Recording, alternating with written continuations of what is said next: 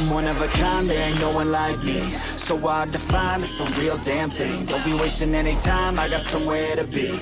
Always on the grind, yeah, you know me. Hold the crown will be mine, you can call me king. A matter of time for you all love me. Finally at my prime, right where I wanna be. I'm one of a kind, there ain't no one like me. Put my money where my mouth is, I'ma get it now, kid. Heard around town, this sound is astounding. Feel my heart pounding, bass is surrounding. Think I finally found it, so I'm gonna mount it. Like an ex-girlfriend, I'ma get it back. Make a couple racks as I make a couple tracks. Stay on the attack as I'm writing every rap in a snapback. Black off this coke and this jack. Man, I feel good, dog, I feel good. Woke up a little richer, also with a little wood. If I could teach this shit, man, really wish I could. So listen up closely, I'll give you a push. I raise hell every time my lyrics pop off. I take shots at the haters with a sawed off. Girl, you better keep me up or I'll nod off. One shot, all I got, I will not stop. I'm one of a kind, there ain't no one like me. So hard to find, it's the real damn thing. Don't be wasting any time, I got somewhere to be. Always on the grind, yeah, you know me. Hold the crown will be mine, you can call me king. A matter of time for you all love me. Find me at my prime, right where I wanna be. I'm one of a kind, there ain't no one like me. Yeah, it's not enough, man, I want more. I keep on doing business, open every single door. I wanna be the richest, so you see me up on Forbes. I can do this through my music, that's how I even the score. I don't take it slow, man, I want it bad. Every single day, I'll be carving out a path. Like a girl with a tat on her back, all black. I'ma take her right back to my pad where it's at. I don't ever slack off, so you better back off. I'm about to blast off faster than NASA. Everybody stand up, put your fucking hands up. That's the demand, yup. Welcome to the brand, bruh. No, I'm not cautious, I take risks. And no, you can't stop this, I'm too slick. She knows that she wants it, so come quick, baby, know that I'm on it. I don't quit. I'm one of a kind, there ain't no one like me. So hard to find, it's the real damn thing. Don't be wasting any time, I got somewhere to be. Always on the grind, yeah, you know me. Hold the crown will be mine, you can call me king. A matter of time for you all love me.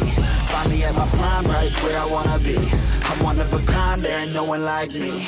I'm one of a kind, there ain't no one like me. I'm one of a kind, there ain't no one like me. I'm one of a kind, there ain't no one like me. I'm one of a kind, there ain't no one like me. I'm one of a kind, there ain't no one like me.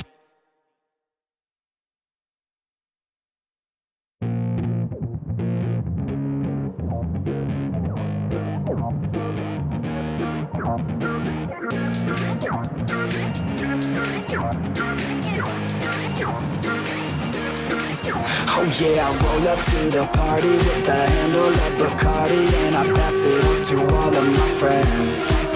Oh yeah, she rolls up to the party in a dress that shows her body, and she's hanging out with all of her friends. Yeah, yeah, let's go. Yeah, she wants to play it like that. Look her in the eyes and she's looking right back. Feel the heat rise with the right contact. She's playing with her hair, so I know she likes that. Yeah, I can feel the beat now. All I wanna do is get her out of the crowd, and on the dance floor with the bass so loud, making my move through the room right now.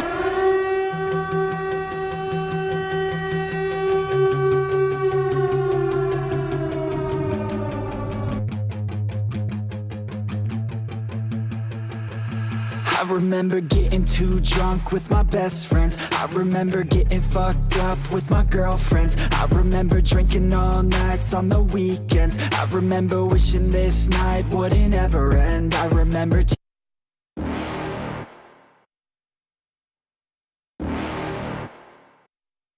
Yo.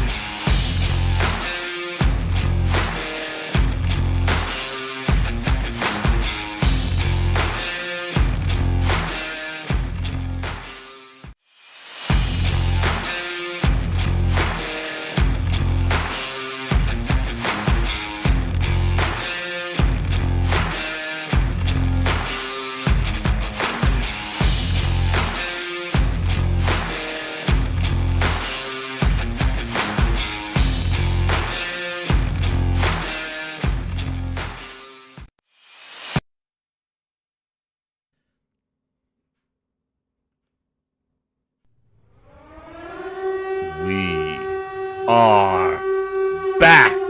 What's up, grinders?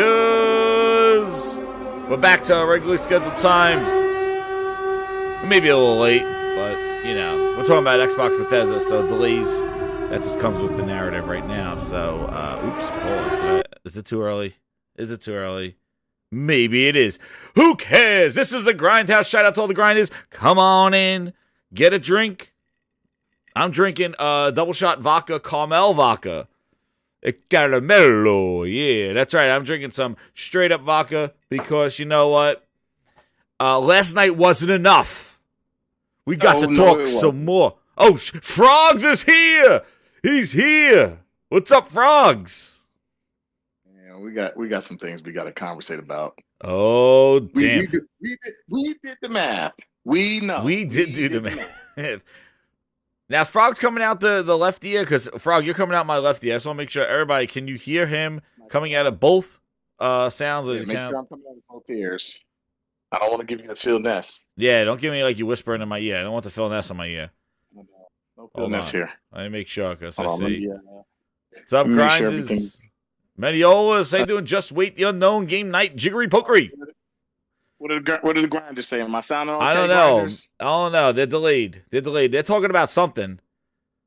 Oh. Insert memes. Yes, Frog. Josh, yes, is that? Oh yeah, Frog. You're coming out of one ear. Oh damn. Right, let me. Hold on. Let me see if it's my ish. Oh no, I don't want to open that up.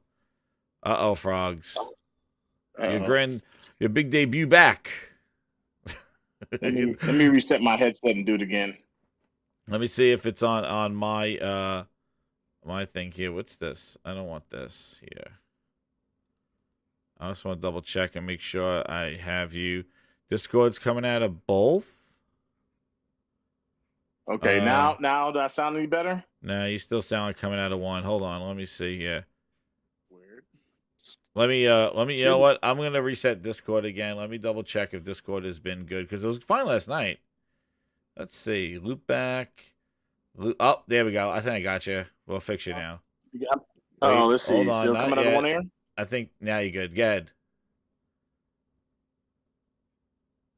Hello?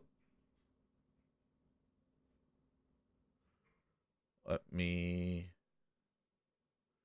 Oh, damn. Something's going on. Why do I have two? Oh, that I got to turn off. All right. Let's see, missing audio. Uh-oh, we messing up here. It's roughhousing. The guys got to pay extra to hear Frog in the other ear. That's I'm gonna take donations. Frog said he's only coming through one ear tonight. Let me see what's going on with Discord. Hold on. You know what? I'm gonna shut down Discord and come back. Grinders, come on in. Let me just fix this audio issue here. Boom. All right, now we boot up Discord again. Make sure that's coming in. Can you hear me, Jez? Yeah, you're better now. There it is. It's Discord acting its silliness. That's what it is. I tell you. I was just making sure I wasn't getting a few. Nah, I got something for Discord right now. Cold pop. And then I thought somebody was barbecuing. Ain't nobody got time for that. That's what I got for Discord right there. You're getting 343 interviews. Frogs, how you doing? I'm doing pretty good, man. Took some medication last night and was like, I'm gonna wake up to the podcast. Oh shit, the Xbox thing was that bad, Frog. Don't do it. Woke up the next morning because the Phil Ness had me having the blues. It's bad when you take medication. You're like, oh, I'm just gonna wake up in in a couple of hours, and the next thing you know, you wake up the next day and you realize the illness is real. Bro, you can't take sleeping medication and watch that Xbox Bethesda show. That is a double dose of not goodness. I was already falling asleep. Yeah, exactly, man. You that's double dosing right there. You cannot take any melatonin or anything like that and then watch the that Xbox Bethesda thing going on. I was already falling asleep, man. But we got some things. Andre says, "Let's get the tissues out because there's gonna be some crying, dude." If you watch Twitter, we're not the ones crying. That is the Xbox Civil War that is going on right now. So pull up a chair because there's going to be some bloodshed this evening. But I want to do shout out to the VIP Lounge and the VIP Grinders. Yes, definitely utilize those emojis that are in the chat. We got some good ones. We definitely going to probably be utilizing, well, we didn't hear anything about Halo, so the Halo rap might go into retirement soon. Let me know. Booster definitely, he's sticking around. Bootleg Joel, I haven't talked about Bootleg Joel in a while. And the 3 C's, they have been coming out and partying. And then Holy Spirit Activate has been used to say, hold on. Okay. Holy Spirit Activate. Oh, no. Oh, she back. She's back. Yo, we got some stuff. So yeah, use the emojis, hit that join button, be a VIP grinder, join Herman Holtz with the quality splits in the quality house with partying. I told you, if you look close and you look back at the people trying to come into the VIP lounge, you see it's Mr. Phil Spencer, it's Booster, it's the Xbox fans that don't get the games that they ask for. We got the donuts on the shelf, Bootleg Joel, Craig 2.0, and everybody, the Xbox refrigerator, holding the Philness back there. And they cannot come into the VIP club with the quality games. So that's what Herman Holtz said. This is the Herman Holtz VIP Quality Club, where quality exists. Shout out to the VIP Grinders. Thank you so much. Yeah, you know what we're talking about. You saw the thumbnails. Hey, all I want to know is, oh man, is Fernando gonna be in Starfield? Yeah, he's coming in the air at night. I gotta drink some more vodka. I mean, shit. I mean, we're having freaking all kind of Halo planes, or Halo flight equipment show up in damn, flight sim, but we can't get motherfucking maps and shit. But Dude, I want the Fernando pilot skin, so I can just be like, when you play the drums, Fernando. After yesterday. We'll get into it. I don't even want to. We'll get into it because I gotta get your impression, man. I went on 3 freaking hours. Shout out to everybody that came through last night, man. It was a freaking huge grind house. We had just about 300 people alive. I had Porter Rock here for the first time. We had J-Dubs coming out of retirement. Dude was on the beach sipping a Mai Tai, and he saw the disaster that was the Xbox Showcase, came out of retirement to back to podcasting, and he came right straight to the grind house. He goes, I gotta talk. And I'm so happy J-Dubs came out of retirement, and he was definitely flowing today on Twitter, giving everybody a what for, because he heard the foolery that was going on. So shout out to J-Dub, shout out to Chris Wright just came on, Link came on, King Thrash came through, man. It was the show of shows, wildness. Frogs was sleeping, we were partying all night. Frogs was sleeping in the attic. But now Frogs is awake, and he's pumped up, and he's ready to give his impressions of what's been going on and this whole thing that's been going down. So hit that like button, share it out. We got tons of grinders coming on in. Come on in. Vent, we might have some new grinders. Hit that subscribe button, because what's happening is that as the Philness is permeating through the world, and people are realizing that when he says he hears you, he's not hearing you. Join the Grindhouse. This is where this was created. This was created because of the bull that Xbox has done. The 180 turn for the shits, the degradation, the devolvement of Halo. All those things is the essence of the Grindhouse. This is what has happened.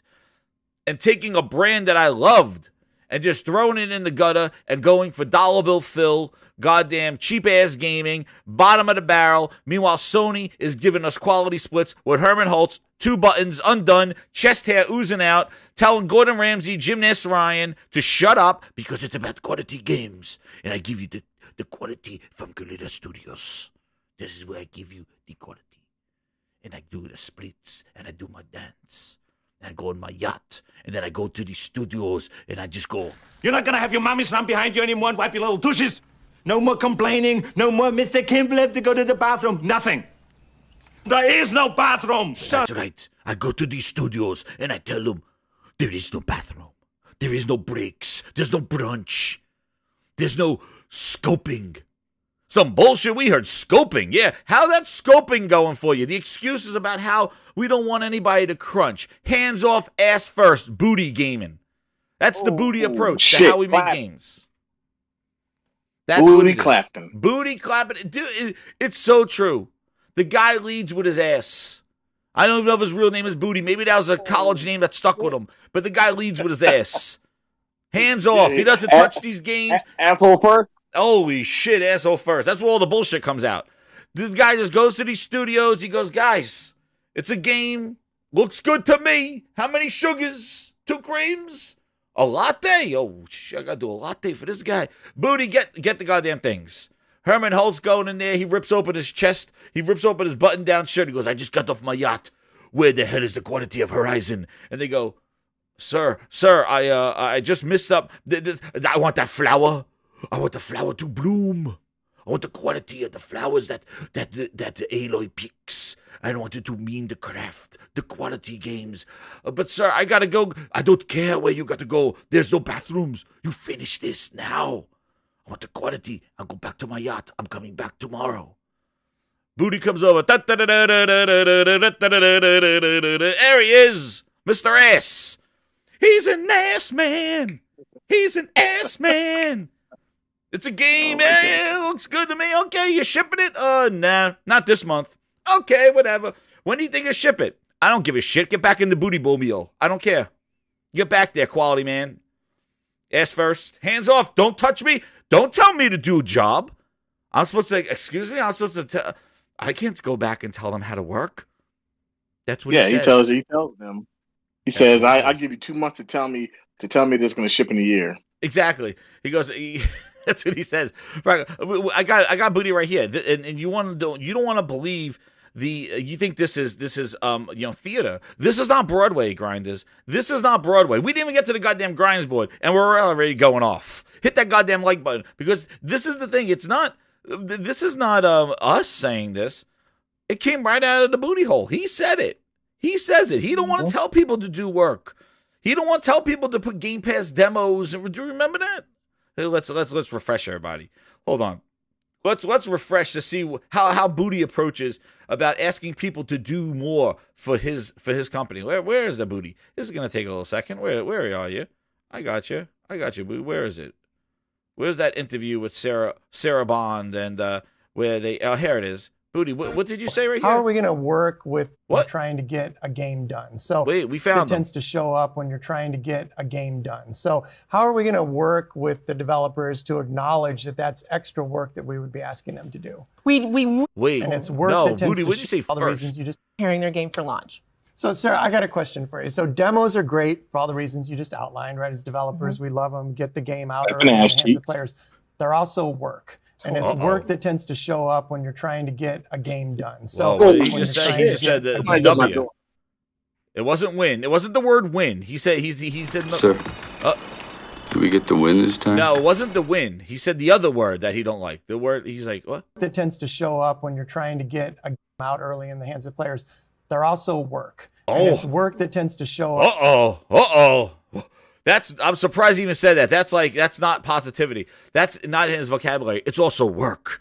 Oh, no. I can't ask developers to do work, to put a demo, to try to sell their game in our service. No. What are we doing about this, Sarah Bond? We need to fix this. Trying to get a game done. So we're giving them brunch, work with the developers mimosas, to acknowledge that that's extra work that we would be asking Game Pass them to do. credits. We really recognize that. It's important to us that everything we do has benefit for both our players and for creators. So as part of this, we've set up the program and structured it so that the developers actually get financial compensation for the game and actually benefits them financially and also get the benefit of the great feedback. Okay, Booty's happy now. He's like, yes, well, okay. So at least they'll get some mimosas, a brunch. They don't have to work on Sundays because I can't go to these developers and tell them about the W. I can't say the word W. It's not win because we never win. It's the word work.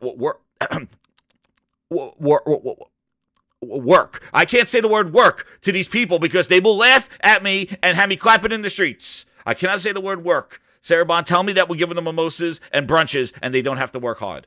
Thank you very much. So she comforted him, and now Booty's okay because it's the hands-off, ass-first approach to development gaming. And with that, let's go to the goddamn grinds board. I'm done. Vodka, let's go.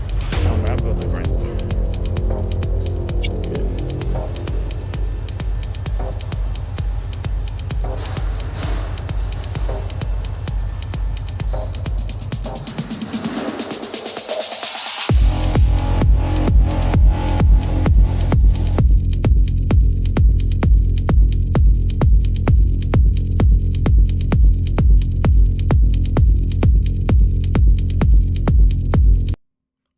all right. You can see the Grindsport is lit. No, we don't have a lot of topics because we are talking Xbox Bethesda Showcase and PS Plus launch and the Xbox Civil War. So we are ready to go. And actually, the first thing went to, as Frogs was alluding to earlier, is we're going to talk about this PS Plus launch. So it happened today. Frog, so what did you got? He actually got, what did you get? You got premium, right? Woke up this morning. Yeah, I woke up this morning. I realized, I guess I still had PS Now. I didn't realize it. Oh, is that crazy? And basically, yeah, I got into next year. Nice. I got into next year.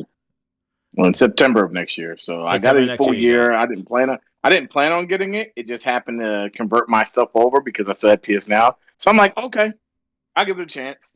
I went in there to see what PS1 games I owned. I owned a really good amount of them. Mm-hmm. Didn't realize I owned so many PS1 games. I guess I purchased them on my PS3. But like I said, I still own my original. I still own my PS3, and I have a lot of games from that era. So good for me, you know. Now, Frog, sorry to interrupt you, but I was going to ask you something. Did you have any games that you purchased on the PS3 that like said that you had them already for any of those classic games? Or anything like that? Any that you owned? I did not. Okay. I didn't show me that, unfortunately. I wish you it get did. them already. It'll say that you had them. You should just be able to download them if you bought them previously. But I didn't know if you had any of those games. No, it unfortunately that didn't let me do that. Okay. So unfortunately, as you know, if you guys don't know this, let's just put it out there. PS3 games are the only games you have to stream. Everything else you can natively freaking just download. Now on top of that, the PSP, the PS1, and the PS2 games, if you don't want to subscribe to the service, you just go buy them. Onesies and twosies if you want to. Yeah, price is not bad. And they're on sale too. Exception of, I think, one or two games, you could buy everything and they're on sale. They're a good price, you know. I would say for a PS from the PS2 all the way down to the PSP games, I saw prices as high as $14.99, nothing above that, as low as $3.99. So I think that's not bad. The fact that you can buy them. I did try the PS3 streaming again, and I can say it's vastly improved from what I remember. Uh-huh. And it just blows my mind that, like, you know, what blows my mind about this thing is the sheer amount of content that you have. Now, there is some negative. There's some goods and negatives. The negatives I can say is not every PlayStation 1 game had trophy support. They were, I would say it's 50-50, which that's a little bit disappointing because you put these games there. I don't see why the other publishers didn't say, okay, here's trophy support. So that was a little disappointing when I downloaded Tekken 2 and I was like, cool. I remember playing this game. There's no trophy support. The other thing is some of the trophy support on the PlayStation 1 games are actually better to me than the PS2 games. Like, prime example, Ape Escape 1. Really fucking good game. Really good game. It was like that game deserves a remake from the ground up. Ape Escape 1 is just a great game, right? It has a platinum. Ape Escape 2 doesn't have a platinum, and there's a lot of technical issues with that game for some reason. So I think it's, you know, when you download Ape Escape 2, it tells you, hey, you may experience some difficulty. I don't know what's going on with Ape Escape 2, but that's the only game that I've had some technical issues with as far as downloading. Everything else that I've downloaded, no problems.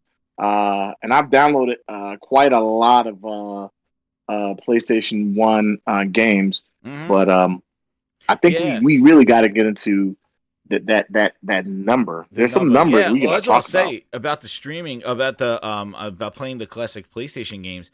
It's that you know, you do it does allow you to play it with the scan lines. You could play them with smooth it out, which it looks good. Yeah. Yes. And also you could do it to 6 point. You could do widescreen with a crop, so it actually fills up your whole screen, which is pretty cool because you don't have to stick to the 4.3. Also, you just hit start and you can rewind and go back to any state and save it, which is pretty cool.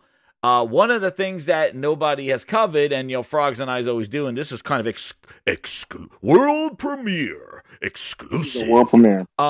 Frogs and I played Tekken 2 via SharePlay, and yes, you can share play. Yeah, you could share Didn't play mention that.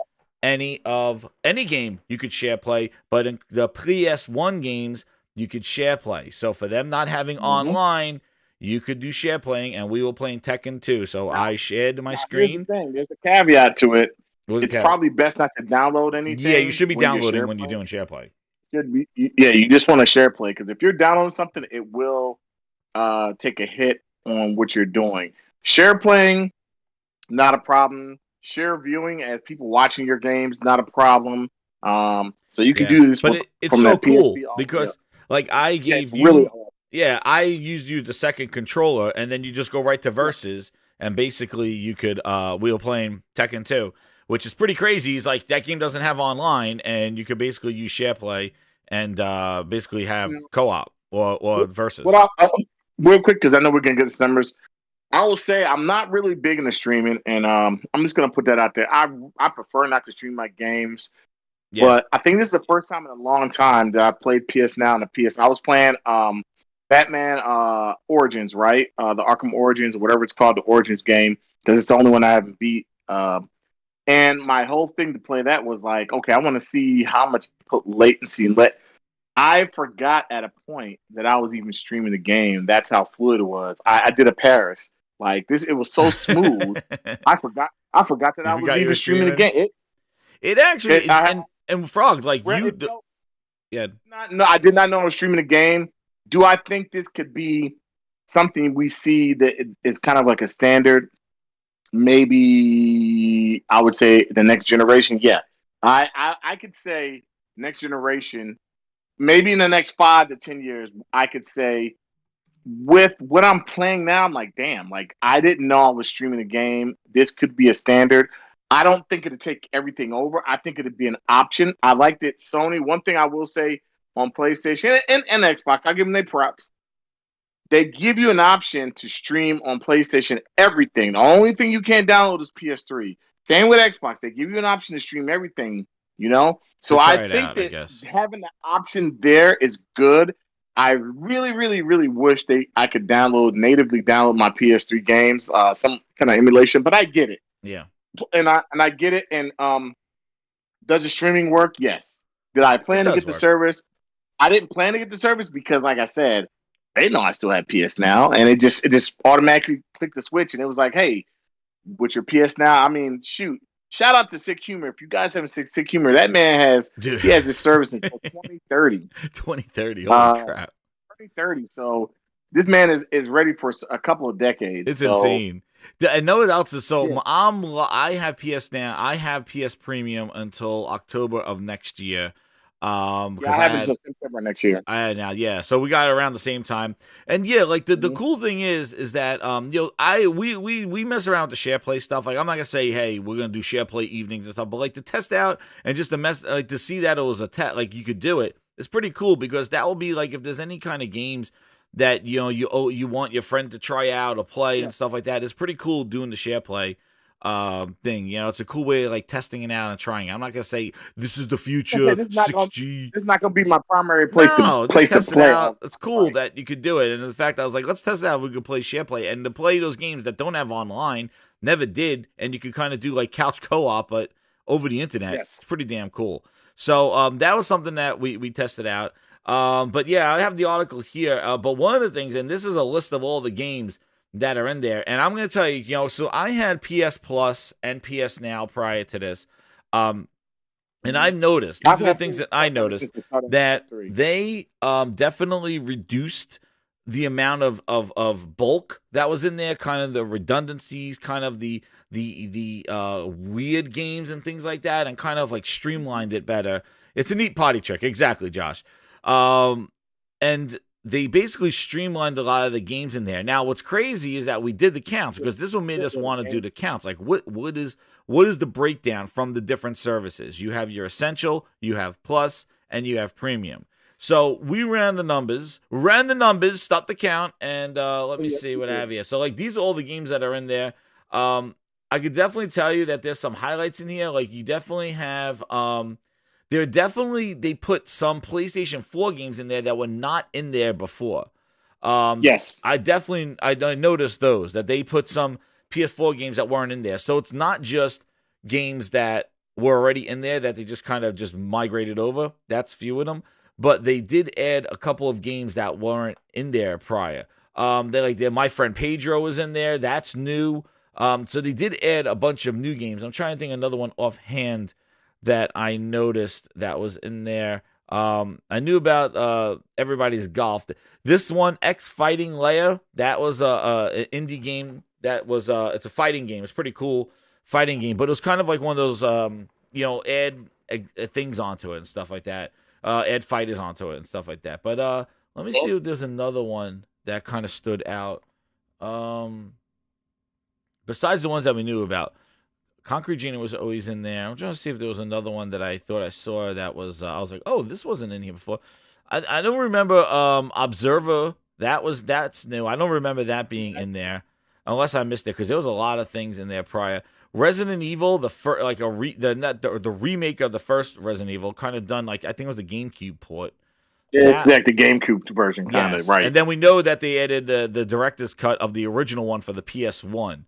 That was a surprise because they didn't announce that. That was a surprise, and they've been adding games throughout the day. So like the the Toy Story game was added later on. They added another trial game also throughout the day. Yo, what's up, Jemiah? What's up, Seth? How you doing? Let me see if there was another one that I noticed here before we get into the counts. I mean, there were a lot of games I didn't the Ubisoft see them Plus games. Yeah. Like Tetris Effect, I didn't see that. Tetris Effect, that was the other one. Tetris Effect Online. That's the update. That was something that I don't recall that in there. And they got the Stray is going to be coming. I think, what is it? Either end of this month or I think next month. That's coming. Yeah. So I'm gonna be honest. Like, I'm not about the subscription services, right? Xbox tried to get me to do a subscription service for $1 today, and I thought about it, and it was going to last until next year of March, and I was like, there's nothing I want to play from now until March of next year, so why would I do it for $1? But a lot of the stuff, and I'll get into why. There's a lot of the stuff that I want to play. To be totally honest with you, you know how Frog is.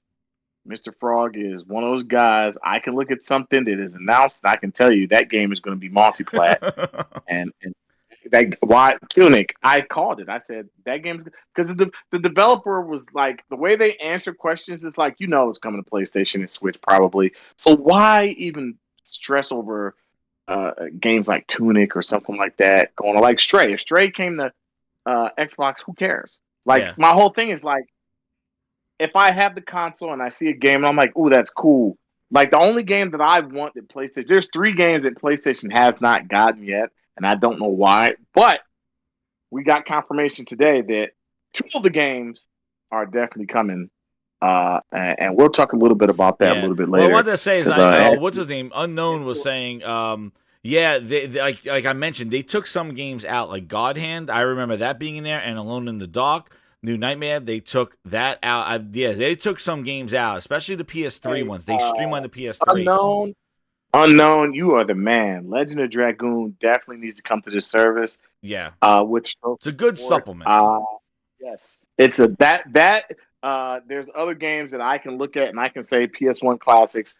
What's the game? Parasite Eve 1 and 2 need to come to the service with trophy support. Yeah. Fucking phenomenal games. They don't make games like that anymore. There's so many games. They have the whole gamut to bring, and the thing is if you look at the cost increase between the classic games, there's a lot of room for them. There's a lot of room for them to say we can do this better, and especially, and here's what I'm going to say, especially that library of PS2 games they really can bring. There's a lot of PS2 freaking games they could just say we're bringing this back, we're bringing this back, we're bringing this back, and they just throw it in the service, and they can on one hand they can throw it in the service to people who want it, and people who don't want the service they can just say here's $15 for I don't know blah blah blah, and like we're obviously not going to get some of the games, right? Like people who want like the NBA Streets, we're probably not going to get those games, right? Because of licensing problems. Volume 2 and Volume 3. It's gonna be interesting. We're probably not going to get those games. Now, I will say, if there's a way that anybody, whether it can be Xbox, whether it can be Nintendo, whether it can be PlayStation, anybody can pull off the Fight Night. And this is the 3 combos that they need to get from EA. If they can pull off bringing some kind of Fight Night game, if they can pull off bringing some kind of NBA, I know that because backwards compatibility. Fight Night's probably not going to happen. NBA Streets is probably not going to happen, but if it happens, it's going to fucking crush the internet. EA and Def Jam, Vendetta. EA's in the toilet right now. I wouldn't ask EA to do anything right now. If they could pull those off, I tell you, it would melt the internet. People, they could freaking. But Fight Night's already on Game Pass. It's already out there. You talking about remakes? I'm talking about like if Sony can put Fight Night on PlayStation and you can stream it, great, right? Yeah. But here again, but it's already on. But here again, if Sony can say, hey, we got NBA Streets Volume 2, it crushes the internet, and it's something you can natively download, and they can. That's a big deal. A lot of people don't understand how big those games were. Yeah, but I don't think they're gonna do that. I really don't think that Sony's gonna go down the old EA games, and especially Def Jam and the music and stuff. No, we're not getting Def Jam, the music, the licensing. Look, let me tell you, people are greedy. Look at the housing market. People are greedy. So that we're not gonna get that. But if we ever could get that, holy shit.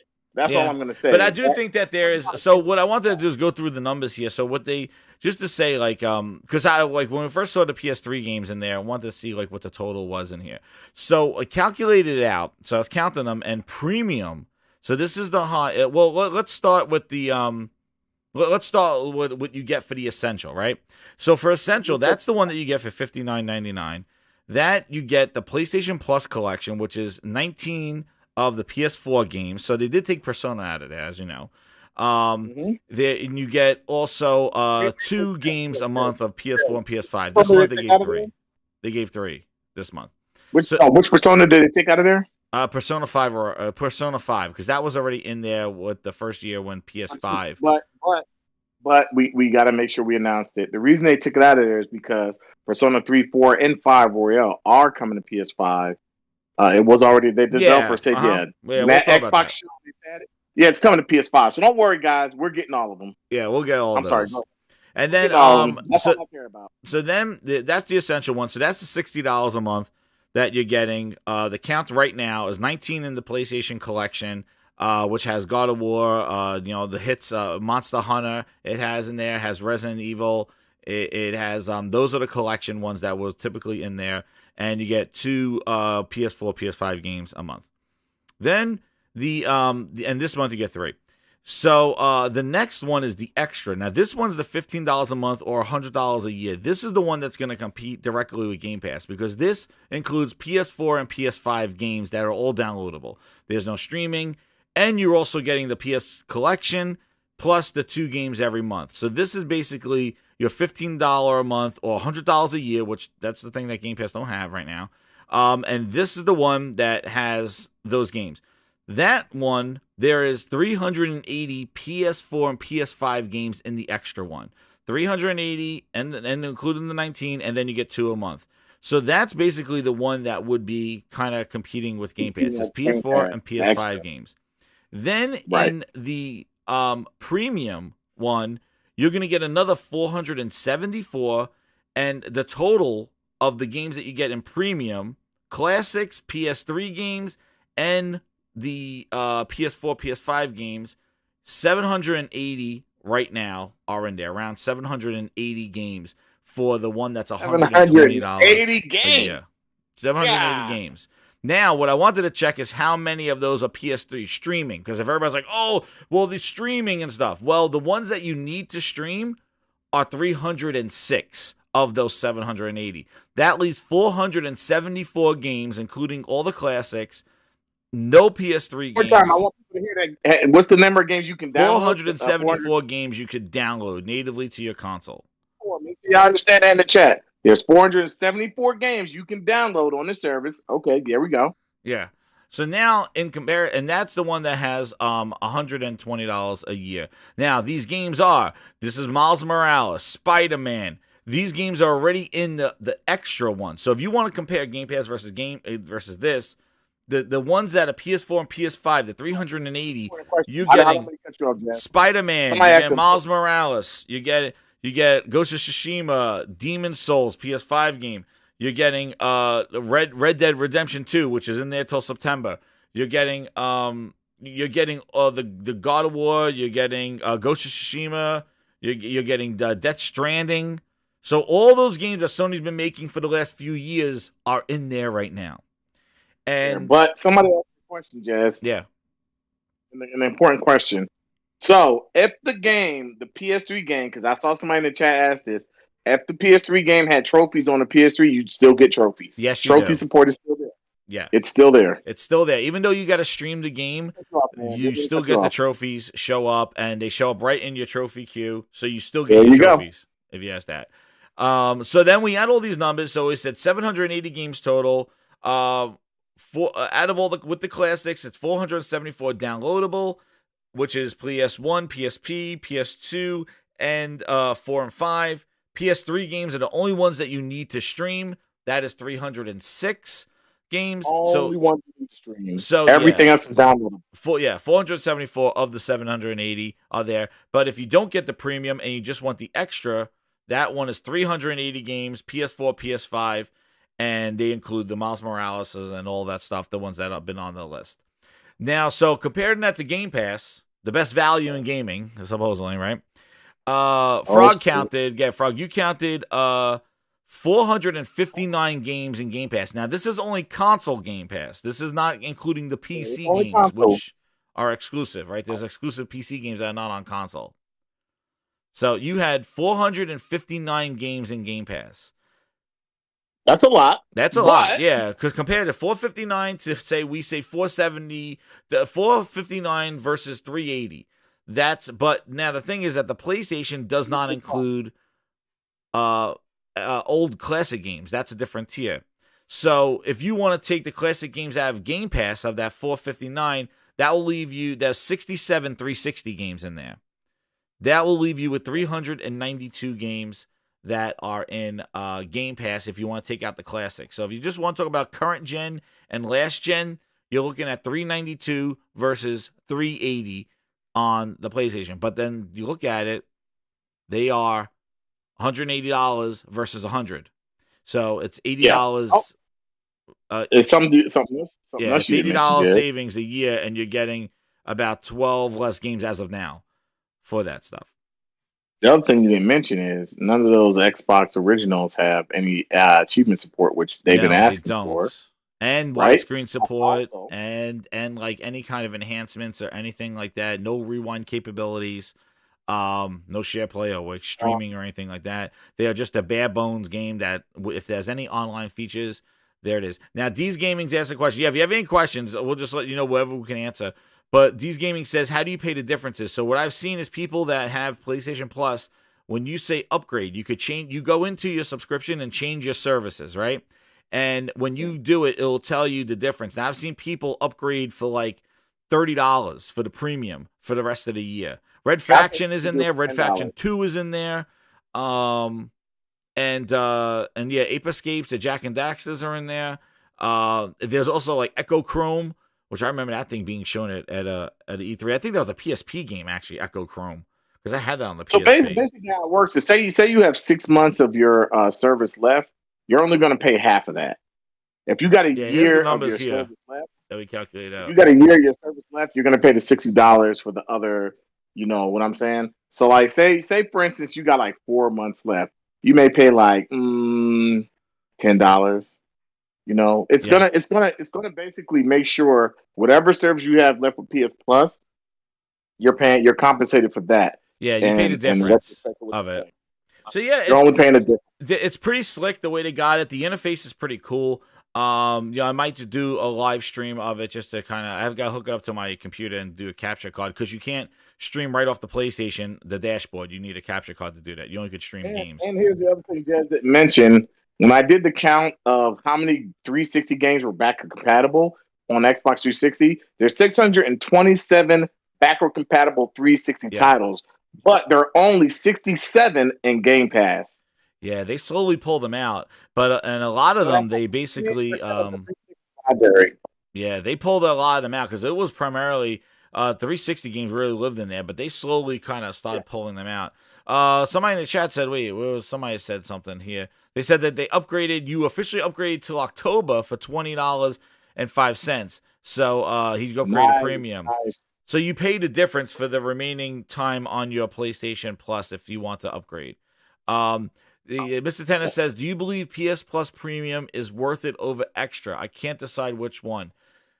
I would say go ahead. You go ahead. Yeah, so I'll answer first. I'll answer it. So what I would say is that another thing I didn't talk about is the game trial stuff. They've been adding a game trials. They have about 15 in there. It's looking like games like out of the Wonderlands. There's also a Cyberpunk. There's also Hot Wheels. There's probably about 10 games that have about a 2-hour demo, and then you have Horizon, which has like a 5-hour demo. So the trials look cool. The time is varied on the demos. Yeah, they're looking like they're around 2 hours generally.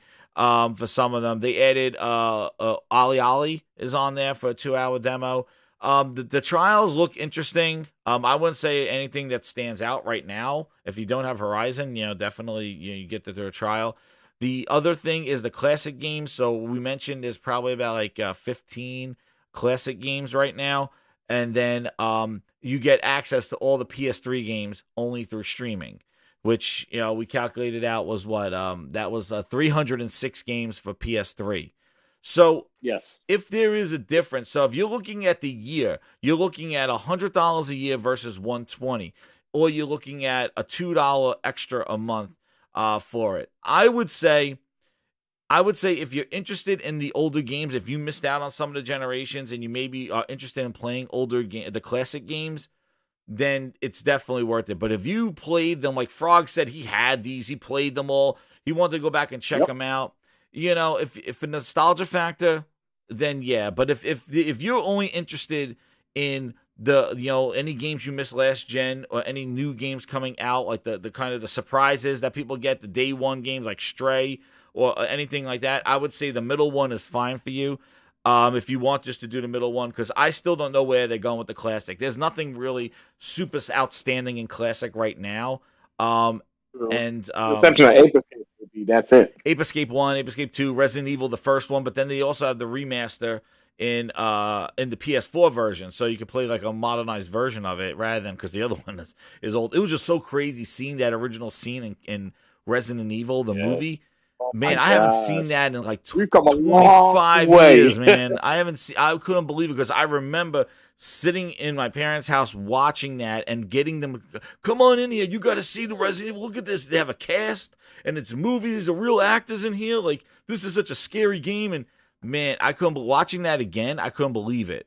But I would say, it depends. Like it's not a huge, like it's not like a $5 a month versus $10 a month. So for that little increase, if you're interested in the classic games, right now I don't see anything super crazy in there that's like a must play. Especially, if Sony starts releasing these new games, like, how long are you going to be dropping? That's why this is a good accessory. It's nice getting this whole thing. It's nice that you're getting all these extra games to mess around with, to play, get some trophies, reminisce, try out some games. You might get hooked on some games. But, but I also like, and again, I didn't show it here, but I do like how they have it broken down where you could look at each tier and you look at your essential, your plus, and your premium, your essential, your extra, and your premium, and it has each box on there to show you what you're going to get. And when you click on the box, it actually will take you all to the games that are featuring that. So like game tips, games that have a streaming only, games that are classics. And it looked like when you see classics and you see PS1 to PSP, and then you see PS3, and then, when you see that, you're like, oh my god, like where they're gonna go with this. if you really want that. I'll say this, for game preservation, if they can keep putting PS1 games in there, and I'm gonna be honest with you, I won't stay in the service after a year if the majority of games, because like I said, for me it's a little if they different. do that Nintendo route, If when I bought a PlayStation 3, like the PS1 games on it, I purchased a lot of those old PS1 games without trophy support. So if they're gonna give me PS1 and PS2 games I've already purchased on PS3, I'm gonna give them a thumbs up, and I especially give them a thumbs up just the fact that they say that you can take these games and I can play them natively with some trophy support. I think that's cool. I wish all the games had trophy support. Maybe they probably will eventually. So what I look at is like, if I'm like Jez, if you're a person if you're a person like me and you own a lot of this stuff, you owned a lot of digital content, you'll probably be good not owning a service, and you can pick out what you want to buy here and there. Because like Ape Escape 1 is just something in my heart for PlayStation. Like that is like it's basically Mario 64 PlayStation. Not on that level, but to me it's like that. It had such a defining moment, the DualShock. So I would definitely say these games are so inexpensive that I think Sony's going about the right way, where they're like, the service is not up front in your face, like you got to get it, but they're showing you games that if you want to get, you can buy them. And I kind of get to a certain that's extent good why too. they You can buy, and that's a good point, Frog. I'm sorry to interrupt you, but I do want to say that's another good thing. These classic games, if there's some that you want, a majority of them you could buy, and if you do have Essential, they're selling for a discount. So like if the game is like $10 but it's on sale for $7, or it's $14 on sale for $7, so you'll get those discounts, but you could buy those games. So those classic games are not all locked behind the service, so that's good. So like if you want some classic games, you can buy it. They were like, oh, they're locking it behind the service, and they didn't. They didn't lock that's good behind the service, and I expect that. Yeah. I kind of say it's for me personally. If you this is a good service for like for instance, my oldest son is like, even though he's young, he didn't play a lot of PS1, didn't play a lot of PS2, didn't play a lot of PS3. He mostly played 360 and OG Xbox. So this is the perfect service for him to dive into. Now he just got his PS5. So if you just got a PS4, I don't know who you are, but if you just got a PS4, you just got a PS5, and you really weren't in that ecosystem, this is for you. Yeah. I would even say the same with Game Pass.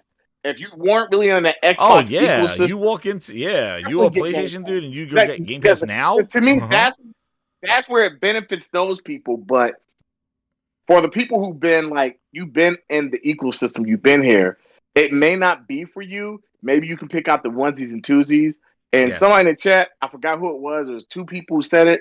I just want to give you a shout out. Infamous is a fucking great franchise. Yes. Hopefully and you could play. And I was telling this to Frog, like we were earlier, like the PS3 streaming only. If they flip the switch and they say you could download these games, it will be an instant buy. This will blow whatever Game Pass is gonna talk about. Like this would, because the library for the PS3 games is here. Like I was just highlighting all the Resident Evil games, all the Ratchet and Clank games. All your which ones was it? All the Resident Evils. Like they got Resident Evil 4, 5, 6 good games in there. Code Veronica. Like they got Revelations. They got the libraries in there, and the streaming's not too bad. They even have Split Second in there. The streaming is not too bad either. Like you could play it. Like it works pretty damn good, but. If you are real iffy with you have a Wi-Fi and you're not close to your router, then it might not be worth it. But they got the library in here, so if they ever flip the switch and say you can natively download these, dude, that's an Insta Premium to go to that. Man, somebody said Folklore. Hell yeah, with trophy support. Hell yeah. And now all these have trophy support. So here's the PS Plus, and then they also have a section called remasters, and that's where they took some of the games and they added trophy to them. They add some better textures and things like that. So they have a remasters section as well. But these are the classic games that they have right now. They got Ape Escape 1, 2, Dark Cloud 2, Echo Chrome, Fantavision, Hot Shots Golf, Hot Shots Tennis, Jak and Daxter's 1, 2, the Racing one, Jumping Flash. I was playing that earlier. Kinetica, the original Oddworld, Primal, Red Faction 1, 2. I remember beating 2 on a GameCube. My goodness. Resident Evil Director's Cut. Primal there. Oh. Siren. Yeah, Primal it says. I didn't see that yet. See, so they're still adding one. Siphon Filter Frogs was playing.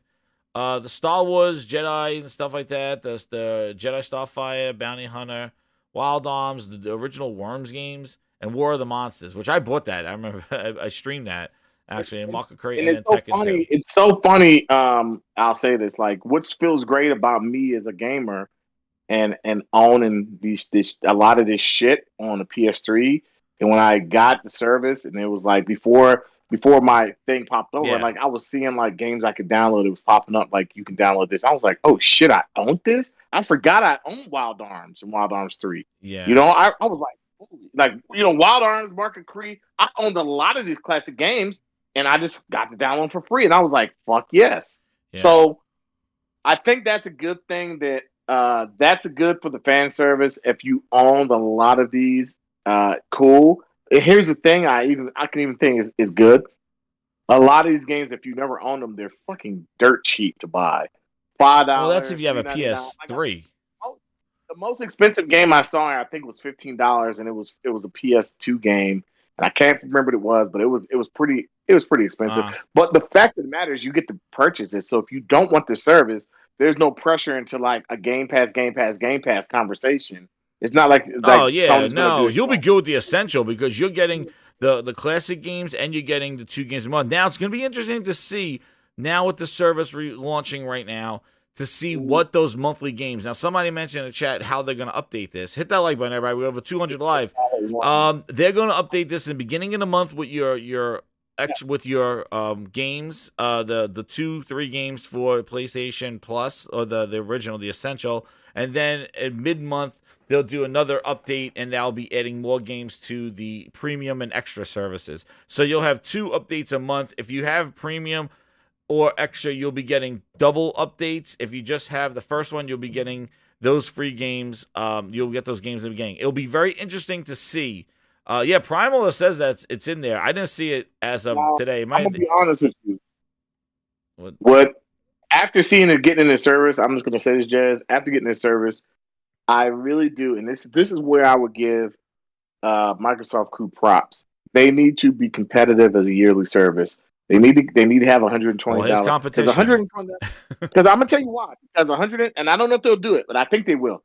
$120 service would be good instead of that $15 a month. Giving me a yearly subscription, kind of like Amazon. Amazon goes up $10 every 4 or 5 years. Yeah, like it went up to 133, 130. So my whole thing is like, when you're saying, hey, it's $120 a year, that's 2 video games, 2 regular price video games from last generation, $60, right? So is it really that much? If I'm thinking about we're in a current gen, games are $70. That's $30, $30 is $100. And then I'm like, shit, another $50, I can get this service. So I would say this service it's not to live and die on everything. Like, this is not a service you just get and say, I'm living in here. This is the only place I'm playing games. Nah. This is something you have, and this is all about, I would honestly say, if you own a lot of the shit they're putting in there, don't get the service. But if you're kind of like, damn, PlayStation 5, PlayStation 4 was kind of initially my first intro to PlayStation, maybe this service might be for you because you don't have a huge library, especially, excuse me, God, that's the Phil Ness. Especially if you just jumped into this at the end of PS4, PS5 like generation, and you don't have a big library. There's so many freaking bangers in there exclusive that you can only play on. Yes, like you mentioned, like they got miles, and this was a thing that I was saying about the service when they first announced it, and I said when Sony flips the switch, Sony of the last 4 or 5 years has been making incredible games, and now they're leveraging those games in that service, where Microsoft kind of was in a black hole. They were releasing some games, but a lot of their stuff, they're like, we bought some studios, here's some classic games from the 360 or early on the Xbox One. This is what we want Xbox to do. This is what, and that's what happens is that now they don't have real games right now to leverage, so they're going day and date. Well, the problem we've seen is that a lot of their day and date in their first party is not ready. So you're in this kind of holding pattern of paying for a service, and the content is sort of like not really there because you bought it for Xbox's first-party games, and their offering is stagnant. It's like hits every other year. So think about like where Sony was releasing Ghost of Tsushima, Last of Us, and then that year they released Death Strand. They released what is it? The Demon Souls, Miles Morales, Spider-Man. So all those games that they launched in 2020 are now in the service. Then the games they released last year, Returnal, Ratchet & Clank is not in there though. Returnal is in there. So like they are definitely leveraging the games they've been releasing over the last few years, the bangers that they got. And that's where I said where Sony, it's about the content, it's about the games. So all those games are in there. Now you probably play them all, but if some people didn't play them, that is a huge amount of quality games that are in the service day one, where Microsoft is still searching for that quality in their games, because a lot of the quality that Microsoft had was early on in the Xbox One generation, the first few years, and it ended after Halo 5, and then the 360 generation. Here's your Master Chief collections, here's your Halo 1s, here's your Gears 1, 2, and 3, here's your games, and they leveraged their backwards compatibility with early on Xbox One, but during that time they had nothing new. So they leverage that stuff. Now, people are like, so I've signed up for your service. Where are the games? And that's why we come to Xbox Bethesda Showcase. And the biggest takeaway from this, has people shook, is that 2022 is devoid of Xbox first party. The games that they were planning on, the games that they were hoping on, the makeup for Starfield, makeup for Redfall, there's nothing. There's nothing. There's no makeup. Frog, let me get your initial quick impression of that show. What did you think of the show overall?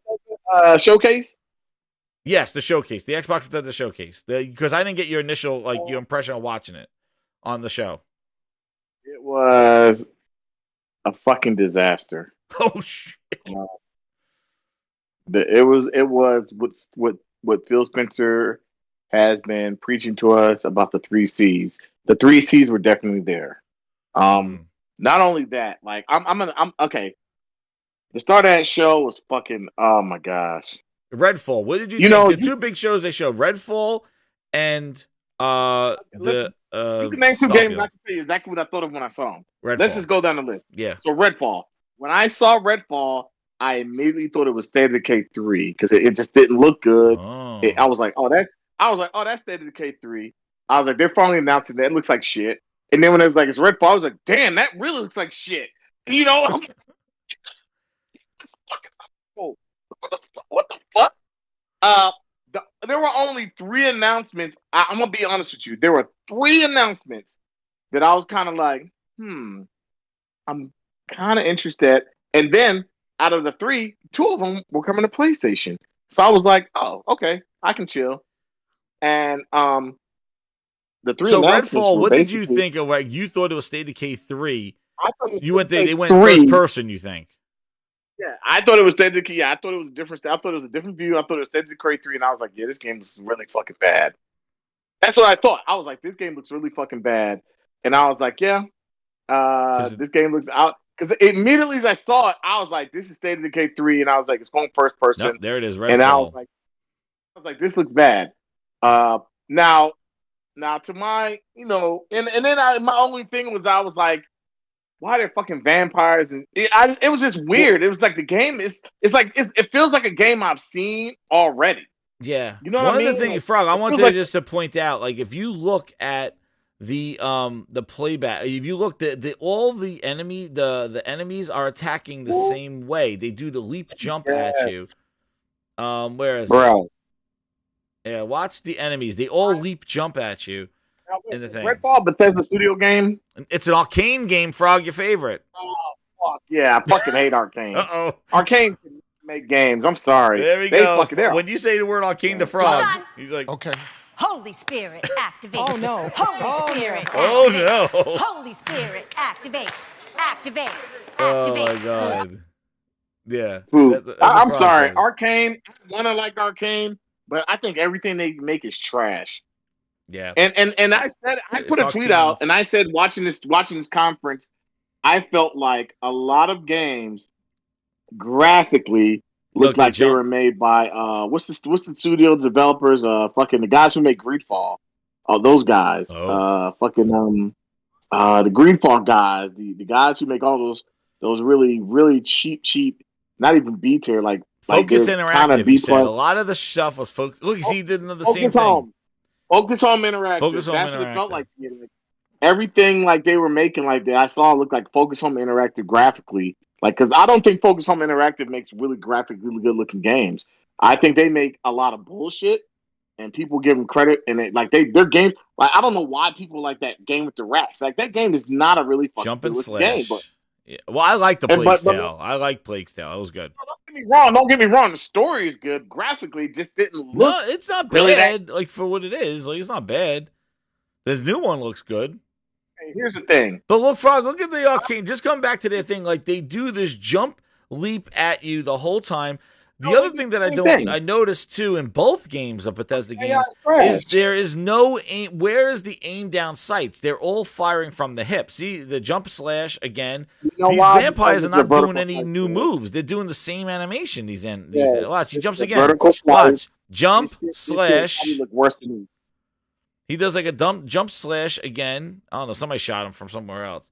But like, here's the other thing. Here's the other thing nobody's talking about. If this is running on a Series X, right? What the fuck is this going to look like on their best-selling console, Series S? Oh. You see what I'm saying? Like, this is running a Series X. So if you're watching this conference, you bought a Series S. Well, is it running on an X or is it PC? They said S, right? X. I don't know if it's running on PC. I'm just assuming Series X, right? I'm giving them the benefit of the doubt. Probably it's running on PC, but let's just say most of their shit looks like a Focus Home Interactive game. Like, it just, their games don't look really like, oh my God, I need, like, when you Focus Home is I don't think there's some of the games that don't have bad fucking stories. No, but I know exactly what you're saying. Like, you're saying, like, a lot of these look like B tier games that are like, this is supposed to be your first party. Like, you're supposed to have the premier stuff all day. This is a B minus, maybe C plus it's game. Like, and that's why I still never understood why Redfall was even being in the same conversation as Starfield. Like, just because I think they both got delayed at the same time, people started talking about Redfall. But no, what's interesting is that this was supposed to come out the summer, and you grinders know, you heard it here. I was like, "Where's Redfall?" And everybody's like, "Be quiet! It's not summertime yet." And I'm like, "Now it's summertime. Where is it?" And nobody said anything. All of a sudden, it gets delayed, and now everybody's like, "Redfall!" You know? Yeah, this game is not prime time. Look at these abilities, though. Oh, they're so weak. Oh, it's so freaking arcane. Game is just, I don't know. So arcane with those abilities and stuff like that. Like, it's just, like, they just, I see Arcane make a really serious third person, and people are going to say, oh, it's PlayStation, the PlayStation freaking, kind of, tropes, and, oh, this is you like to place it. Give me a good story. Give me a good game, third person. It doesn't even have to be third person, because I think Arcane. Oh, there's invisibility. Frog, there's your invisibility, Arcane. I think they're not. I think they can create good stuff, but I think that, man, Arcane just has there's something about Arcane, like, their games just never hit for me. Like, they just never hit for me. Like, my whole thing was, like, if you're dealing with vampires and stuff, like, wouldn't it be cool if you could shoot out windows and do things like this? Just was like a horde mode type. Like, it looks like you're just gonna be going through these environments, Left 4 Dead style, Borderlands style. I don't see a lot of enemy variety here. They all jumping and slashing. It looks like motherfucking Death with vampires. Yeah, like it looks. Well, it just looks very kind of generic, like Back 4 Blood Vampire Edition. Yeah, it doesn't look. It doesn't look. Shit, look at that. You see that area, that blue area? It looks like maybe that's like, oh, that area's cut off. You fight a wave of them, and then basically you move on. What did you say? If you had told me this is Back 4 Blood DLC, I would have believed it. Yeah, Vampire Edition, Back 4 Blood, Festival of Blood, right? Yeah. Oh, fucking dog. Stop. I don't know. Like, the thing is here is that I just feel that we don't know how, like, this is an open world game. This is like a Borderlands type. It does looks like that there's certain areas that you're gonna go through and like Back 4 Blood style. I could say maybe fun with friends. maybe fun with friends, but if you're doing this by yourself, I can't see this being very entertaining by yourself. Yeah. And there's skill trees and things like that, so that's interesting. And one of the big takeaways from these games is Starfield and Back 4 Blood, that they would Back 4 Blood. Oh Jesus, I'm calling it now. But Redfall is that there you go right here. Look, no release date, no. That's the other thing of the conference. They didn't give a lot of release dates. No, this is just a bad year, 2022, 2023. There you go. So like, you don't even know if it's coming in January, coming in March, or coming in June. You have no clue. This was a bad conference, I think, because I think that Xbox and Phil Spencer and the crew over there, they have the ability to really, like, they're given like a poll where they have the ability to wow people and blow them away, and they don't do it. They don't, bro. And then it doesn't help when everything is Game Pass. After they say something about a game, the Game Pass day one, Game Pass exclusive. Like, you fucking, and I get it. You're champion Game Pass because that's your bread and butter, as you think. But my whole thing is like, and my personal opinion is like, damn, you talked about Game Pass more than you really focus on your games. And then the other thing is the games you shown are either multi-plat, right? Yeah. They're either multi-plat There's a lot or of day one fucking Game Pass. mediocre. Yeah, they're super mediocre games that you know, like they got this game. console. They got Hollow Knight sequel in Game Pass, but isn't that coming everywhere? That's coming everywhere. Like, so you just advertise. I mean, Sony, if you're gonna do that, do what Sony did. Sony did a good job at advertising. Day one, Game Pass. There you go. Multi-plats, and they just didn't do a good job at this conference. I expected a lot more. What this also shows me, and people have to think about this, all those games they announced, like the Fables and the Perfect Darks and all that, don't expect to see that shit anytime, like even in the next year at their next conference. Expect to see that shit 2024. I already see the story, and that's the main thing. Like, because we got some impressions here, but like the main thing is the fallout and sort of the damage controlling going on here. I see a lot of people going that, you know, well, they said this is what you can be playing in the next 12 months. And, you know, that's why we didn't see Avowed and Perfect Dark and stuff. And the question that people should be asking is like, well, why didn't we see those games? Like, you know, the fact is that they are targeting, right? By everything. That's what people should be answering themselves. Why they putting console launch exclusive? If it was a console exclusive, they would put console exclusive. When they say console launch exclusive, well, they're not even getting console exclusives half the time. They're getting these launch exclusives, so they're counting that as something. I will say this Rick and Morty looking game. This game is interesting. I like Rick and Morty. This game is very unique. I think this is something I would be interested in playing, but I know it's coming to PlayStation, so I don't have any worries. Like it reminds me of that Oddworld game where you shot gun. And that's coming October 2022, and that's also coming to everything because it's a day one on Game Pass. Day one on Game Pass, but it's coming to everything. So Game Pass success should really be riding on what they have in it that nobody else does. Well, they don't have Game Pass exclusives, dude. They don't have anything in there. This is a very interesting game. I will say that. Just how he was doing. And then these games weren't even on Xbox console; they're on PC, Valorant, and all that other stuff. And then there's Plague's Tale. Plague's Tale is going to be that's day one on Game Pass. That's going everywhere. That's another multi-platform. Everywhere. They showed a lot of multi-platform. Here's Forza, the only exclusive, pretty much. Here you go. So then this is what I was always said. I said that Game Pass is going to live and die by Microsoft first-party games, and you see multi-platform games just day one in Game Pass. Nobody's leaving their platform. Nobody's leaving their console to go to go subscribe to get it. Go back to Sarah. Why? Hold on, see if you can back up to Sarah Bond real quick. I think I want to see this. Sarah Bond, I'm gonna be honest, that was the best part of the conference because Sarah Bond is fine. But there he is. She is a sticking woman. Yeah. They had damage like Forza looked great. Forza Motorsport. I just can't believe it's not coming out this year. And the fact that, and Frog pointed out too, like it says Forza Motorsport, there's no number next to it. So this is the Forza Forever. This is Forever Forza, basically, right? This would be Forever Forza because this is, and this is coming spring 2023.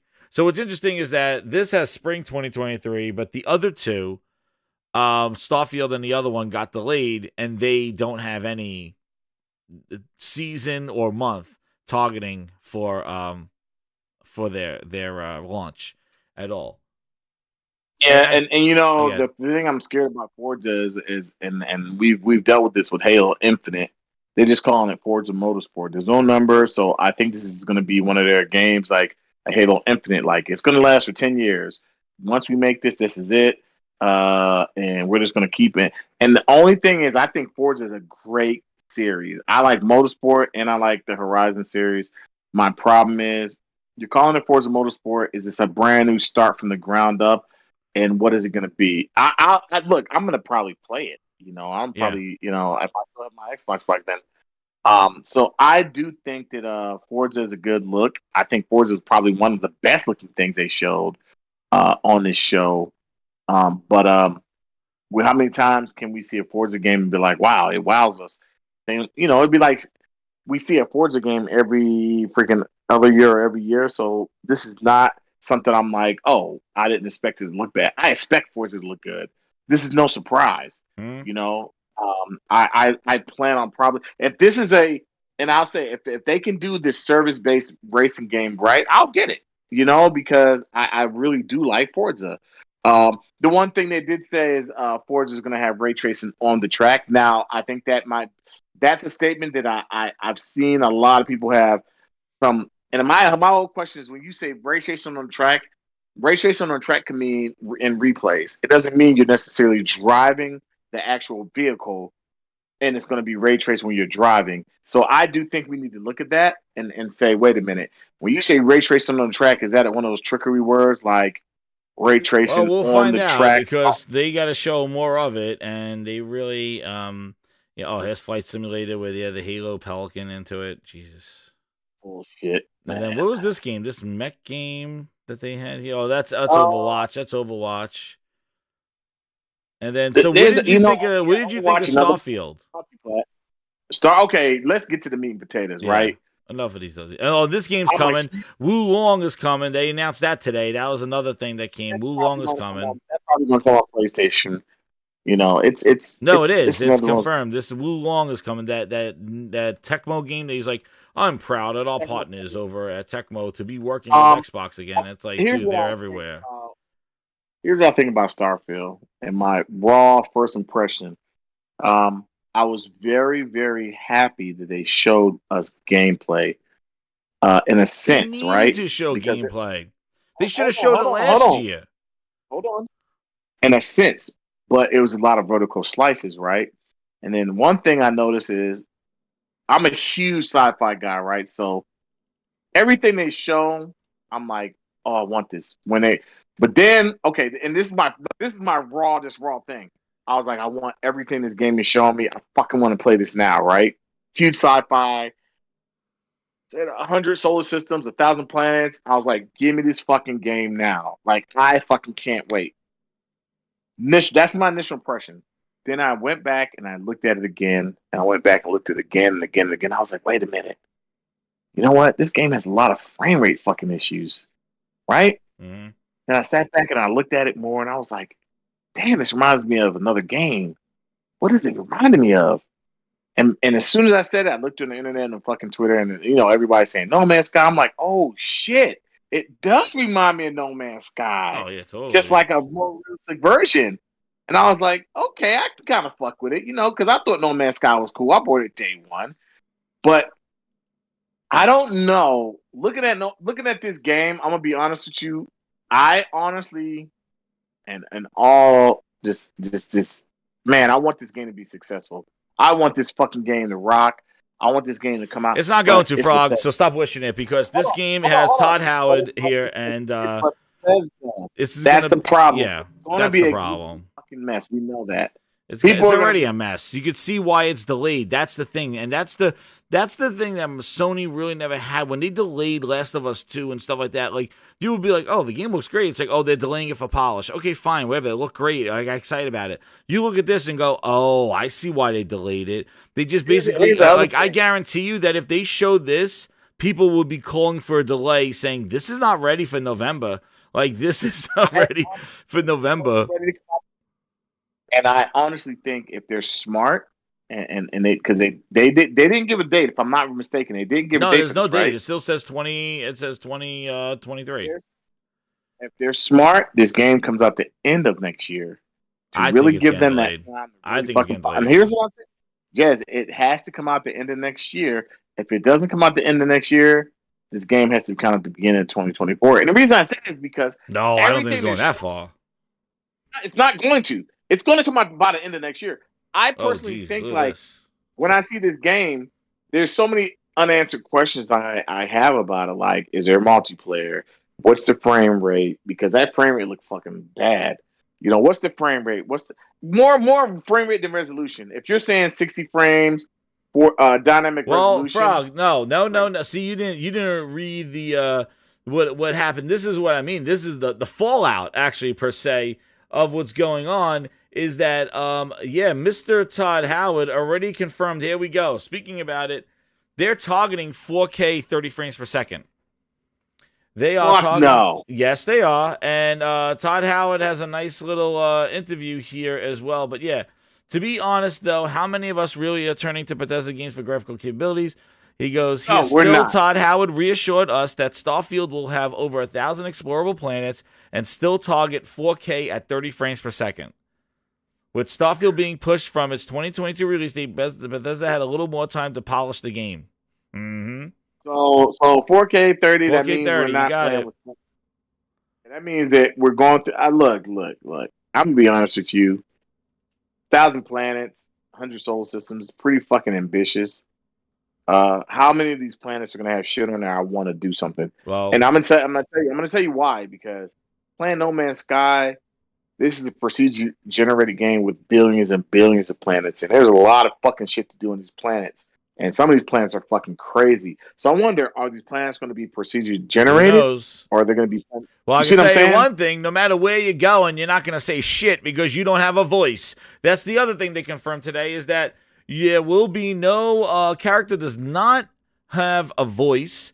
And Starfield is in first person. There's no third person camera at all. So that was a big feature of Fallout 4 was that you had third person, so it gave that Mass Effect cinematic feel, and also your character had a voice, and it added more to the narrative of the story. And what's interesting is that when Fallout 4 came out, it pulled a lot of tropes that were effective from The Witcher 3, because The Witcher 3 showed that when your character actually has a voice, the narrative is the story is more engaging because it's more cinematic. You're my number one customer. Story. And the fact that The Witcher influenced that Fallout adopted that, to putting a voice first time ever in a Bethesda game, just to now take it out for Starfield and him saying it's your adventure, that's a problem. And they're going backwards. And talking about customization of your character without a third person, with only being in dialogue in the first person. So you get the zoom in, which was another issue that people had with Bethesda games, was the zoom in of the dudes' faces. Like, I don't want to see these ugly models with their googly eyes staring at me and go blah, blah, blah, and friggin' with their bad lip sync. That takes you out of the game because it just zooms in on their face and talks. And already they're becoming a meme. They're already getting the meme. I got them on here. They're already a meme of the zoom in of these awkward looking faces. People did not like that with Fallout and Bethesda games. They fixed it in Fallout 4. They took the same effect that Mass Effect Andromeda had. Oh, yeah, that's what it reminded me of. Let me get this. Garuda Legends. Oh, my goodness. Thank you so much with the $20 super chat. Thank you so much, Garuda. He goes, here we go. Here it is. How long will PC dudes have to wait for Wolverine on their Windows 10 and Xbox PC, their Windows 10? Dude, Wolverine, they're going to be waiting. There's going to be the, I don't even know the names of them. There'll be like friggin' 50/50/80s or something will be out there for those dudes. They're not, listen, PC dudes don't play those games. So they just like when they take away, and this is what I'm going to tell everybody here.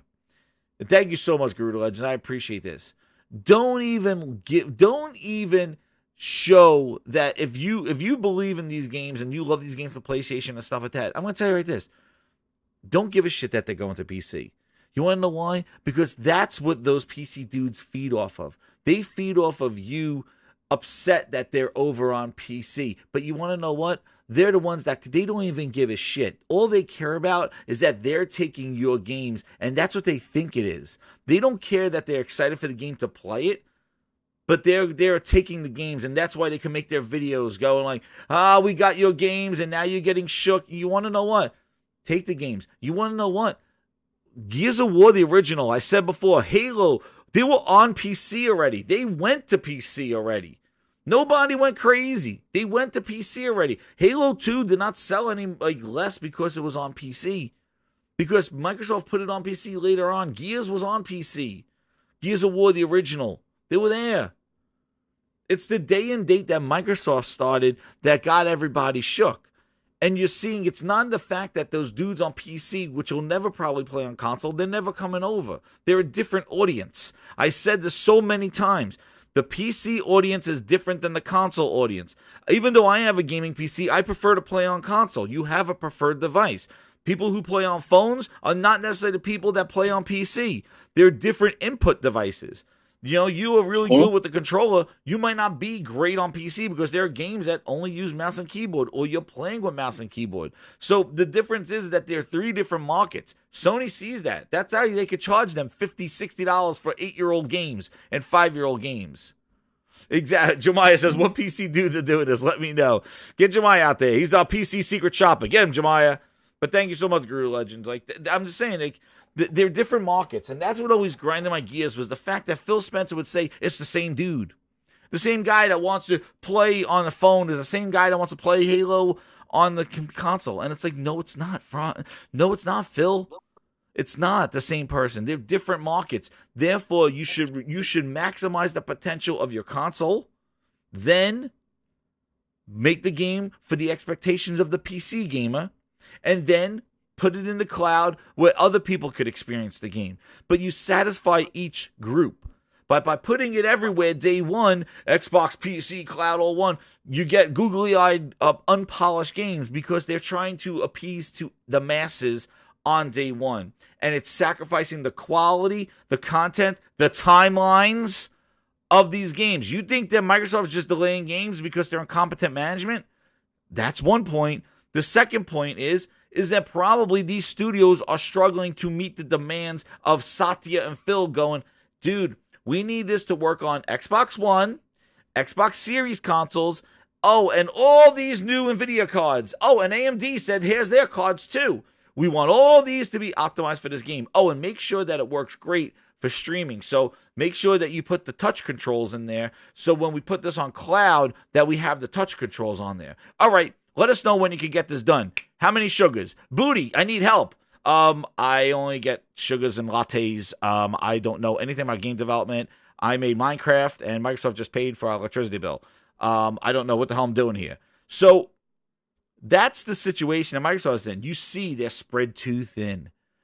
They are too thin. They should focus on their console and expand out with the PC accordingly. Whether it's 6 months, whether it's a year, do it, but then you satisfy each market and you don't compromise the game.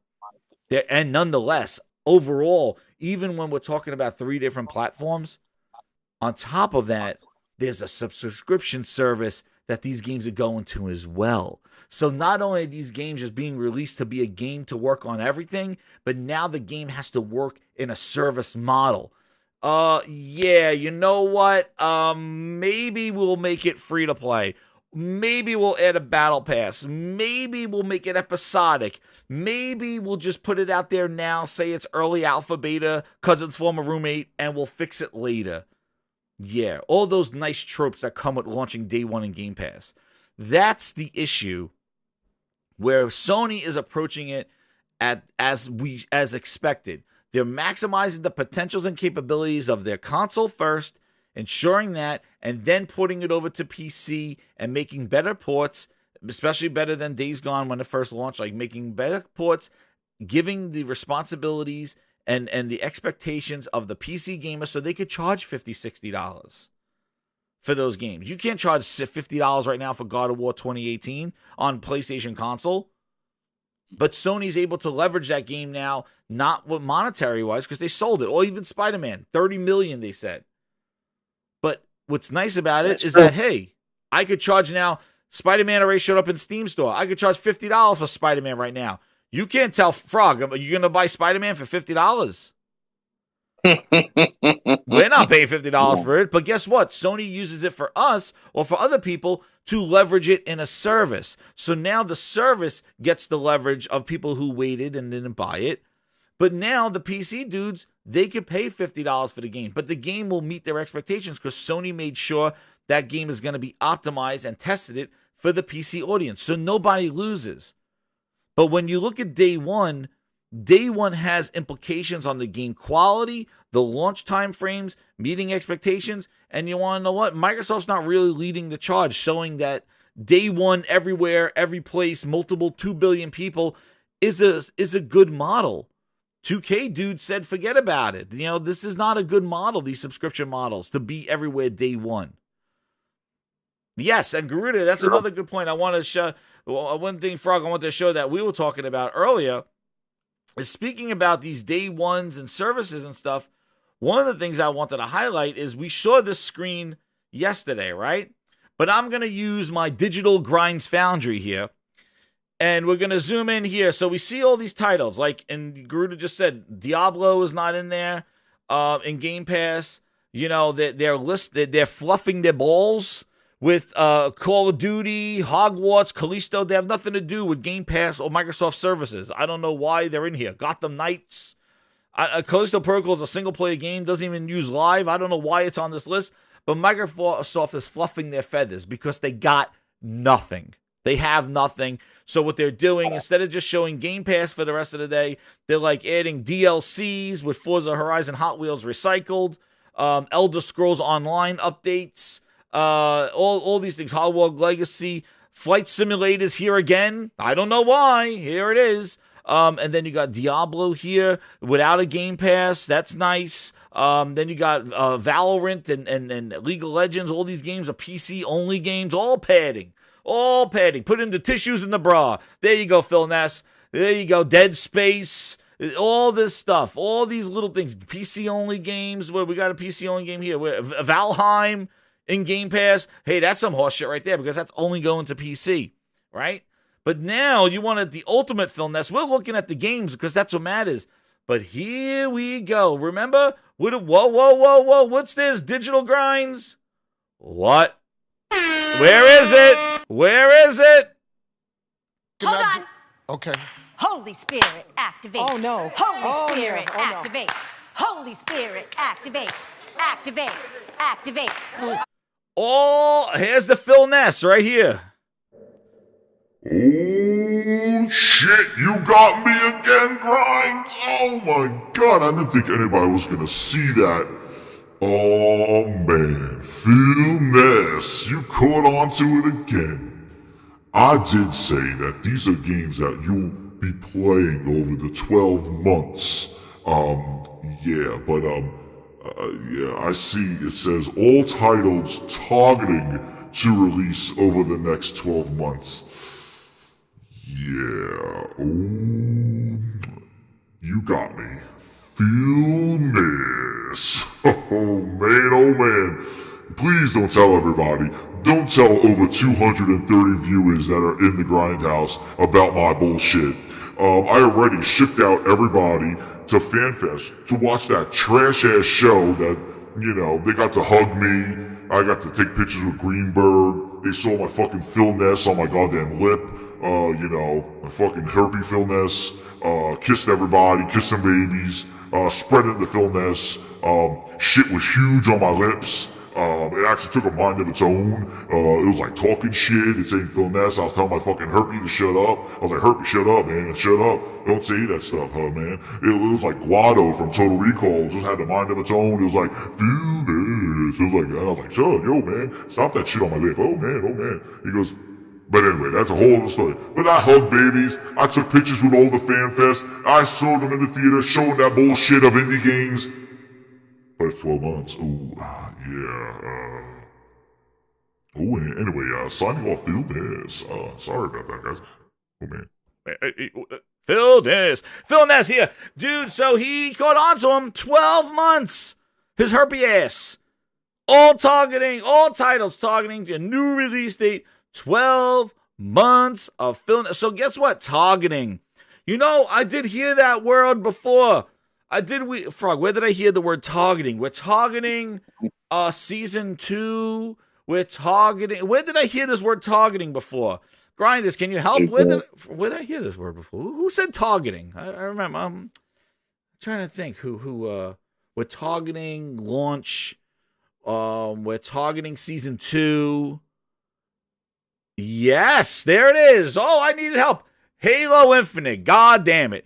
Targeting. Oh, we're targeting launch. Oh, we're targeting season 2. Season 2's targeted to be 3 months. We see what the word targeting means in the Microsoft language out there. It doesn't say set to be released. And hence, everything that was shown was 2023. Okay? Without actual dates. Oh, but they were real quick to be like 11/11/2022. Last summer. 11/11/20. Not November, not holiday 2022. No, November 11th, 2022. And then how does a November 11th get delayed? Now, mind you, it's being delayed for polish. Grinders, can we say another thing here? When did they tell you this game was being delayed? Was it around October and it wasn't ready yet? Was right where it was about to go gold? Maybe around maybe October time it was going to go gold, getting ready for November. They're hitting September and the numbers are just not there, and it was just going to delay a few months for polish. When did they tell us that Redfall and Starfield were being delayed? Starfield, nonetheless. Was it right around going gold? Oh, hell no! They told you that shit in goddamn May. Yep. They told you that a month ago. In May. Which is what? June, July, August, September, October, November. 6 months before the game was supposed to ship. They're delaying it for polish. And not only, let's delay it, but we're going to delay it in the first 6 months of next year. What happened to the finesse? You went from 11/11/22 to 6 months of the following year. For polish? Were you trying to get gold out of a fucking piece of shit? Are you chipping away coal? Well, what are you doing? You delayed this game in May. It was supposed to come out in November. You're not even close. And it's getting delayed. But now we're targeting. So guess what? Just like what I was saying yesterday. All this stuff in the 12 months, dude, who's going to flip out if Slime Rancher 2 moves out of the 2022 slot? Grind, is anybody? Anybody going to go ape shit? I need to know. Party Animals. Oh, shit. That's going to come out of, that's targeting 2022. What happens if that slips to next year? Arc 2 is slated for 2023.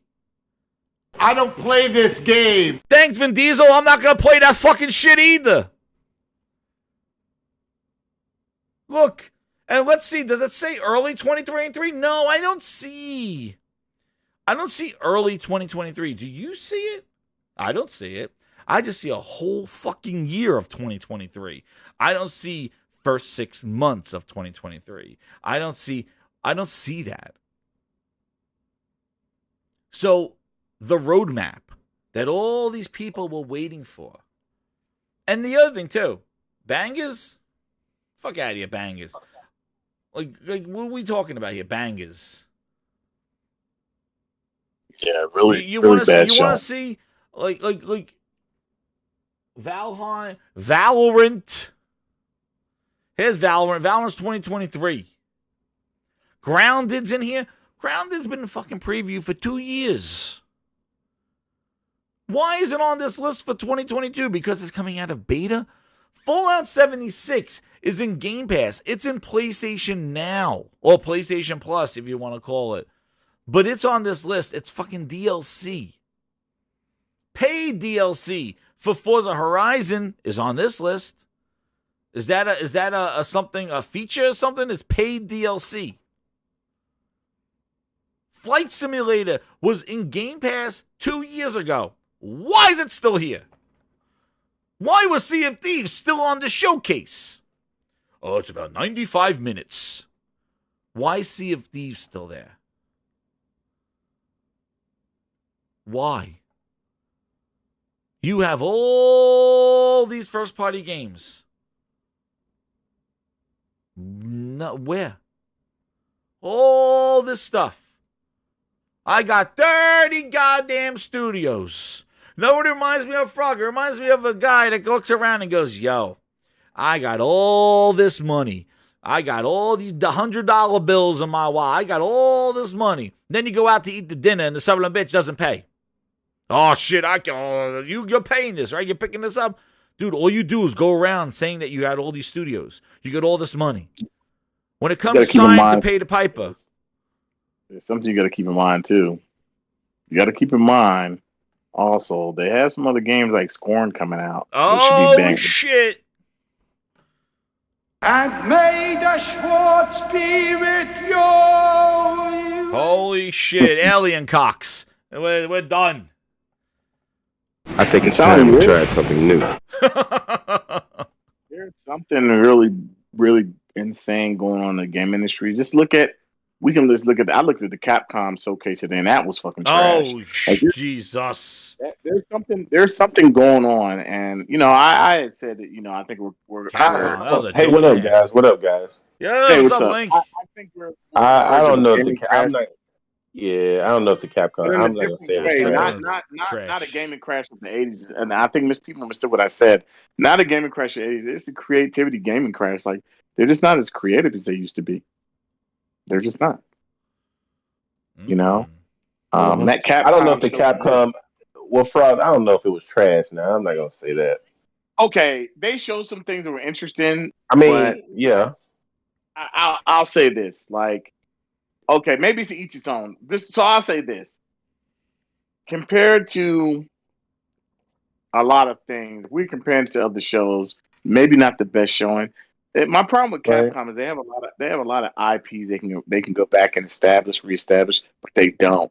They kind of do the same old. Like they found a niche where Monster Hunter is doing really well on the Switch, and they're like, okay, we're just gonna drive this shit into the ground until it doesn't sell anymore. Why do you got to keep showing Street Fighter 6? We know it's coming out. This is you showed it in other places, and then you show like the same trailer at your show. Resident Evil, you're like, hey, we got this Resident Evil 4 remake, and I wish they had got a little bit more depth to the show, action gameplay, like sitting there gameplay. This is how I get it's coming out this next year. Cool, and then they announced it. Village and 2 and 3 are going to PS5 series, I guess, treatment today. Great for that, right? But for the most part, and man, there's so many things I want to say. But what I'm going to say is, like, for what they showed, for what it was worth, for all their existing franchises, I wasn't impressed. I wasn't really impressed at all. And I just don't think it was a great show. And I look at it and I say, where's the creativity? Like, I think the creativity has taken a backseat to the games of, and this is what I'm going to say, and I'm going to stop at this. Games like Fortnite, as much as I can say I can respect certain things about Fortnite, it is hurt the industry to where everybody's trying to be a Fortnite and create this game. They can create this one game and keep adding and adding and adding and adding. Everybody wants to have that model now, and I think that hurt.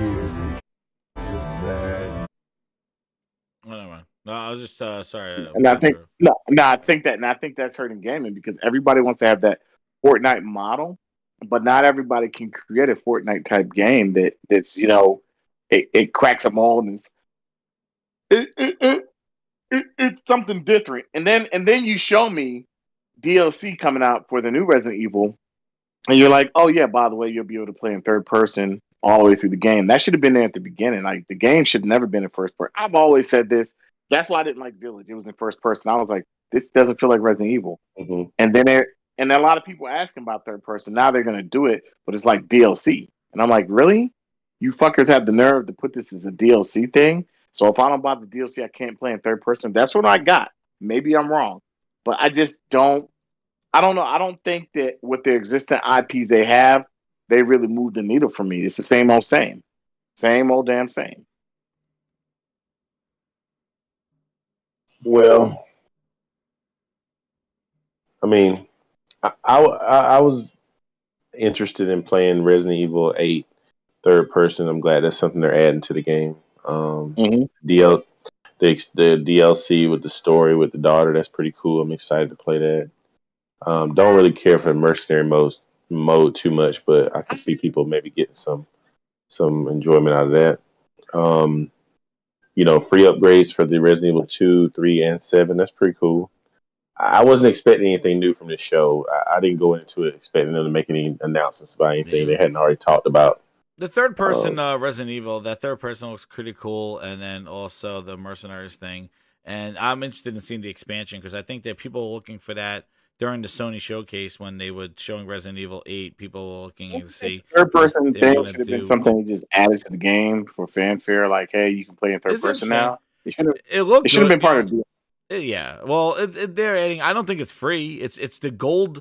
They said it's the gold expansion that people were was supposed to be announced last June, like a year ago.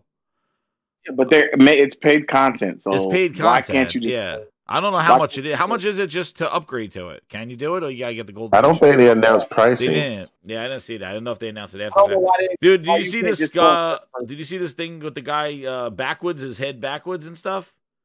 And the wonderful quality of goddamn Todd Howard's game with the guy walking around with the backwards head. I didn't see that. Yeah. I heard about it. Yep. Heads on backwards. They go like this. They go.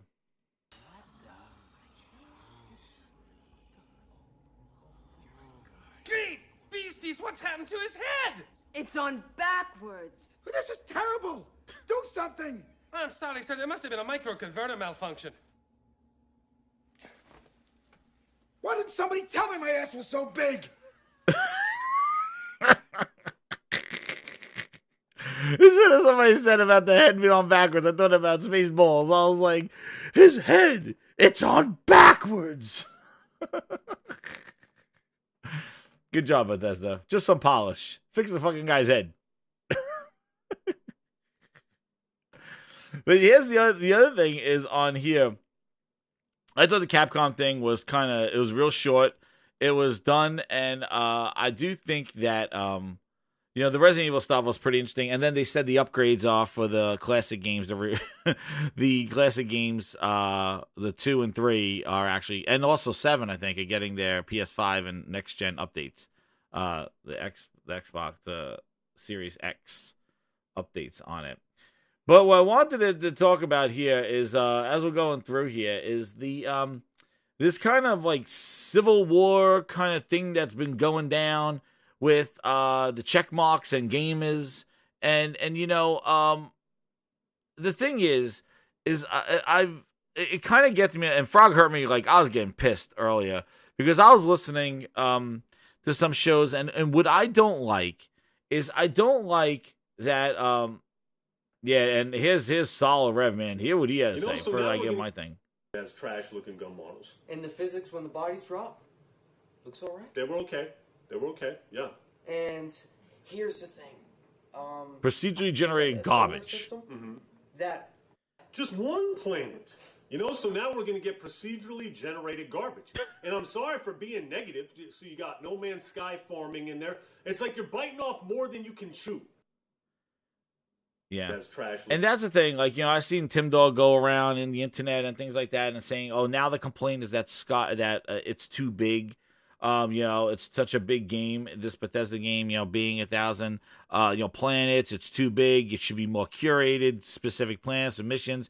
You land anywhere and just see some rocks and stuff like that. This is the thing. Regarding this showcase, I was listening to this show, and one of the things that got me ticked off is I don't like when people say that if you don't like this showcase, it's a you problem. This showcase, some people might like it, But if you don't like it, that's a you problem. Maybe they didn't show something that you wanted to see. So therefore, you are disappointed. You set the incorrect expectations. You didn't get to see what you wanted, so now you're complaining. Gamers just whine about stuff. You are complaining. I knew what I was getting into. You are the problem. And that just boils my balls. Yeah, I hate when people blame the consumer, the customer, that if you don't like the show, that's your problem. It may be great. And then maybe they didn't like it to the best of their excitement, but they go, you know what? Little Timmy and Fred down the street, they might like the Fallout 76 updates.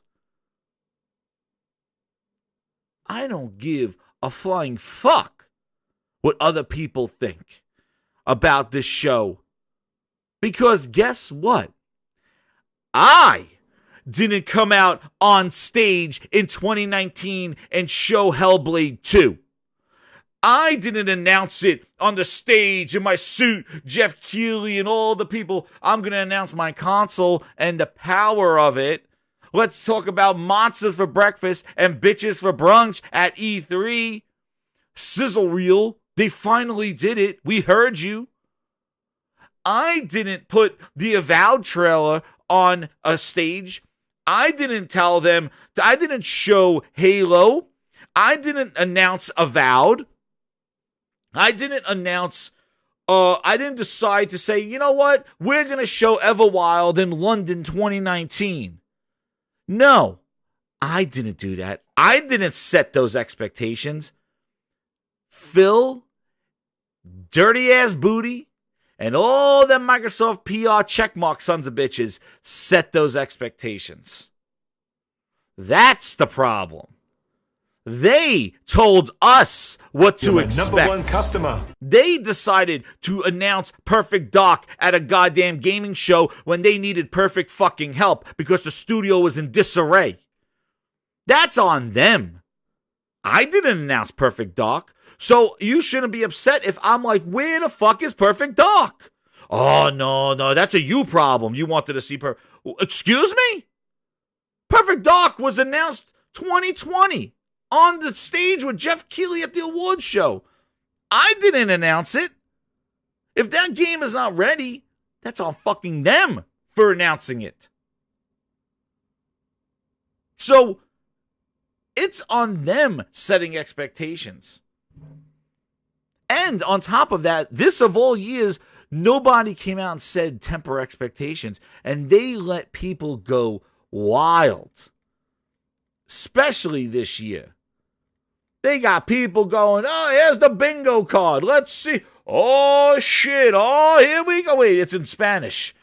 Oh, man, look at these bingo cards. Hellblade 2, Roundhouse Studios, Avowed, Xbox Stick, fucking State of Decay 3, Gears of War, IO Interactive, Deathloop, Age of Empires, As Dusk Falls. And I'm going to tell you this. The same people saying that it's a you problem are the same sons of bitches that never, ever, ever, ever predicted the shit that Microsoft shown on that show. Nobody was sitting here going, you know what? I could really use one of those games with a gun that has fucking eyeballs on it, grabbing ass. Nobody asked about that. Nobody said, you know what? I want PC games on. I want Valorant and Valheim. I want those games on PC Game Pass. Oh, I listened to all the predictions. Now, one person that was on these Xbox showcases said, oh, you know what? I really want a PC Game Pass exclusive game to be announced at this show. Where does it say that on this bingo card? PC exclusive games being announced. But it's a me problem. It's a me problem if this stuff if I'm upset that this stuff doesn't happen. Compulsion Games. Phil Spencer comes out on stage on 2018 saying Compulsion Games is our bitch now. It is 2022, and they have not shown guts. An indie little ass studio. I want to know how many mimosas they're drinking every goddamn week. Where is the game? Let me get the super chat before I go ape shit. Because it's a you problem, gamers. It's a grind problem. It's you. Fuck you. No, I didn't set these expectations. And I don't say like, well, I'm not really upset because I wasn't expecting anything. That's a problem. If you are an Xbox fan, you should expect the best. I don't see this fucking bullshit when any other brand. Everybody goes in and they go see the show and they go, I like it, I didn't like it. It is what it is. Nobody's there going, you know what? That's your problem that you don't like it. You went in there wrong. No, because Sony either meets, exceeds, or shits the bed. And when they shit the bed, they shit the bed. Everybody's, yep, they shit. Next time, let me go back to Horizon. Let me go back to the GT Sport. No, the GT7, I'm fine. They shit the bed this time.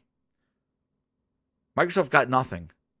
Another year with nothing in the holidays. Meanwhile, people were ball washing. Microsoft's back. Xbox is back. Halo's back. Because they released a fucking Forza Horizon game in Halo. You know, the sad truth of the matter is, you can kind of tell that where Xbox is going. Just look at the stuff they're doing. They're putting all their all their technology and everything into streaming. We're putting stuff on TVs and all that, and that's okay if they want to do that. But maybe that's not for everybody, And I think that they don't have what their realism is not everybody's realism. Not everybody wants to stream games with a controller on their TV without a console. Some people want to really physically own that stuff and not stream it. And that's why I say, you got to give people the options, and streaming should be something that's secondary. And until it becomes the norm, you can't expect that everybody's going to want to do that. I think what they're doing is, in an unfortunate way, is they're putting a lot of things in one basket and hoping something hits to where Game Pass really takes off. They're waiting for that hype. Yeah. And it's not secondary. It is their meat and potatoes. It's their everything. And I think that it was a bad move. Yep. Let me get the super chat from. I really did. Get you back. Garuda with the 10. He goes, thank you so much, Garuda. He goes, Bethesda makes the most broken games ever. It is fuck you when the Bethesda game has a game-breaking glitch. Exactly. Bethesda's not known, especially coming off the wave of Fallout 76. That showed that their weakness is there. Because Fallout 4, they were rock stars. They were Bethesda. They were the bomber jacket was ready. They were rock stars. Thank you again for the super chat. But now 76 really, the fact that they're still trying to bring it up and carry that torch, it shows like, dude, kill it off.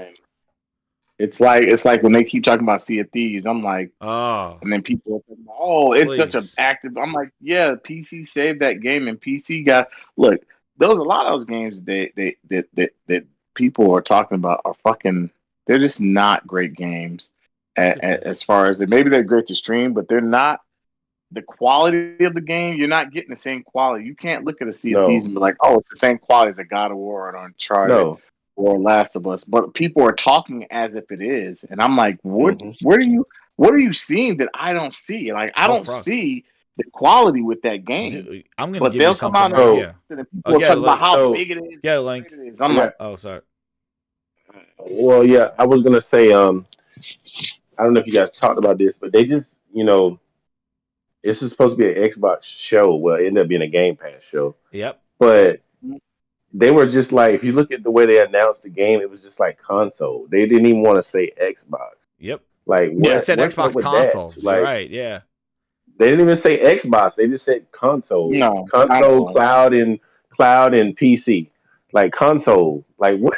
Yeah, that's the word they're trying to get to your mind. They don't even want to say Xbox. Xbox is not even the word they want to put. I'm going to show you something funny right here. And this is what you hit that like button, everybody. We'll hear this. Ready? So going into the show, everybody, I heard, here we go. Here's Jez Corden. This is the bootleg Jez. And we're going here. Now listen to what we're hearing here. Sandbox kind of survivally. And I'm like, this is really fun and good for a person like me as an introductory piece. So I see a grounded the expansion of that, them moving forward, that's going to come, and to see that small team of them there's really this succeed Pentiment game is really cool. But Avowed is what we're here for, and to me, this is lessening the blow of the lack of Elder Scrolls in the immediate future, right? And to hear Jez talk about it has me so excited. The universe has me so excited. Because Jez, correct me if I'm wrong, some type of that, them moving forward, that's going to come, and to see that small team of them there's really succeed. This game. I think there is a chance that it could launch this year. Like, why not? It looked pretty decent from what I saw. So he played Avowed, and he's like, yeah, I think it could launch this year. See, this is the thing that gets me. Is like I listen to a lot of the people's predictions and things like that, right? And everybody's predicting, oh, I think it could launch. It looked pretty good. It should launch this year. And then another thing goes, but then when it doesn't show up, they're like, oh no, the show's great. Oh, wait a second. Going into the show, all these predictions that you had and things that you wanted to see into the show are not shown at all or not even mentioned. But you're on the other side telling people that it's a you problem, that you did not like the show. But you had all these predictions leading into the showcase and wanted to see this stuff. So you want to see this stuff. They don't talk about it or show any of it. But you come out on the other end going, it's fine. How is that meeting expectations? How is that? How do you as a person go in with expectations because you are wanting to see this stuff, and then at the end go, no, it's fine, and not disappointed.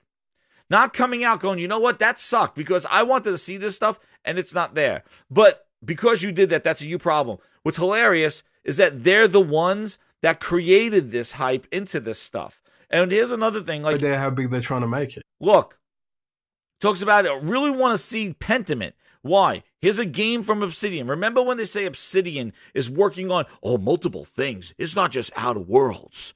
It's not just Outer Worlds. Like, they're working on the C team and the B team, and they got all these. Oh, I can't wait to see Obsidian's working on Pentiment, an RPG called Pentiment. Oh, I want to see it. And actually, in this show, no, where is it? Because Jez, correct me if I'm wrong. Some type of you don't get it. Pentiment is a pretty safe lock because Josh Sawyer has been tweeting a lot about how he really loves how the game's shaping up and he's feeling great about it, which I think is always the best sign. Silence is a killer in this industry. If you're not talking about your game, either you're trying to hide it or you can't announce it yet. And the fact that he hasn't announced it and he's still like, I really like this thing is awesome. I trust Josh Sawyer's hand immensely. So I feel like if he's feeling good about it, they got to be feeling good about it as a team. And I think this is definitely going to be one you see that could fill out. When I envisioned this show kind of concluding in the same way that last year's did, where we get that roadmap afterwards and we see like. You didn't get it, so why are you happy? So, listen, Pentiment. Oh, I want to see about Pentiment, right? I want Obsidian Entertainment Pentiment. Oh, let's see. What did all the journalists, Jeff Grubb and YouTuber Rand Thor, have all collaborated reports that Pentiment is of late. The game is allegedly targeted for 2022, and it's indeed the case. The announcement shouldn't be far away. This was being talked about in November 2021, right? Let's see what's more about it. It's Josh Sawyer, best known for directing Fallout New Vegas and Pillars of Eternity, serving as the project's director. A piece of concept art from the game is also included in the report. You could check it out. Oh, his concept art. So when I heard about this Pentiment thing, and then when I was going through the Xbox Bethesda showcase, I was like, wait a second. I remember seeing that Pentiment game. Josh Sawyer's game. What Obsidian is delivering. Do you know what Pentiment was? You want to see Pentiment, everybody? You want to see Pentiment? Josh Sawyer's game hyped up from 2021. Do you want to see everybody talking about Pentiment? Where is it? I have it right here. Where is Pentiment? Frog, do you know what Pentiment is? Link, do you know what Pentiment was? Josh Sawyer's game? It was shown at the showcase. Does anybody remember it? What's that? Josh Sawyer's game. Showcase? It's like Disco Elysium. Pentiment. I'm trying to find it. I'm keeping the suspense built up here. It's I can't find it because everybody. Yeah, you want to see Pentiment? I'll show you goddamn Pentiment. Josh Sawyer's game from Obsidian. It looked like the goddamn concept art. Here's Pentiment.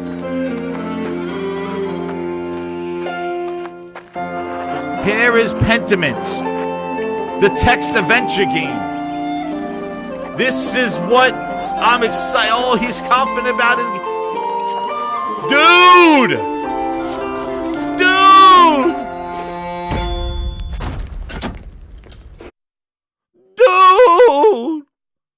The paper RPG game. This is a first-party studio game. This Pentiment. Oh, it's like Disco Elysium. No, it's not. This is the Josh Sawyer's game. Pentiment. Oh, that was that cartoon game. Pentiment. Pentiment. This is what you're talking about in pre-shows. Hold on. Pentiment. Activate. Oh no. Holy Spirit, activate. This is first party. Activate. Activate. Pentiment. This. It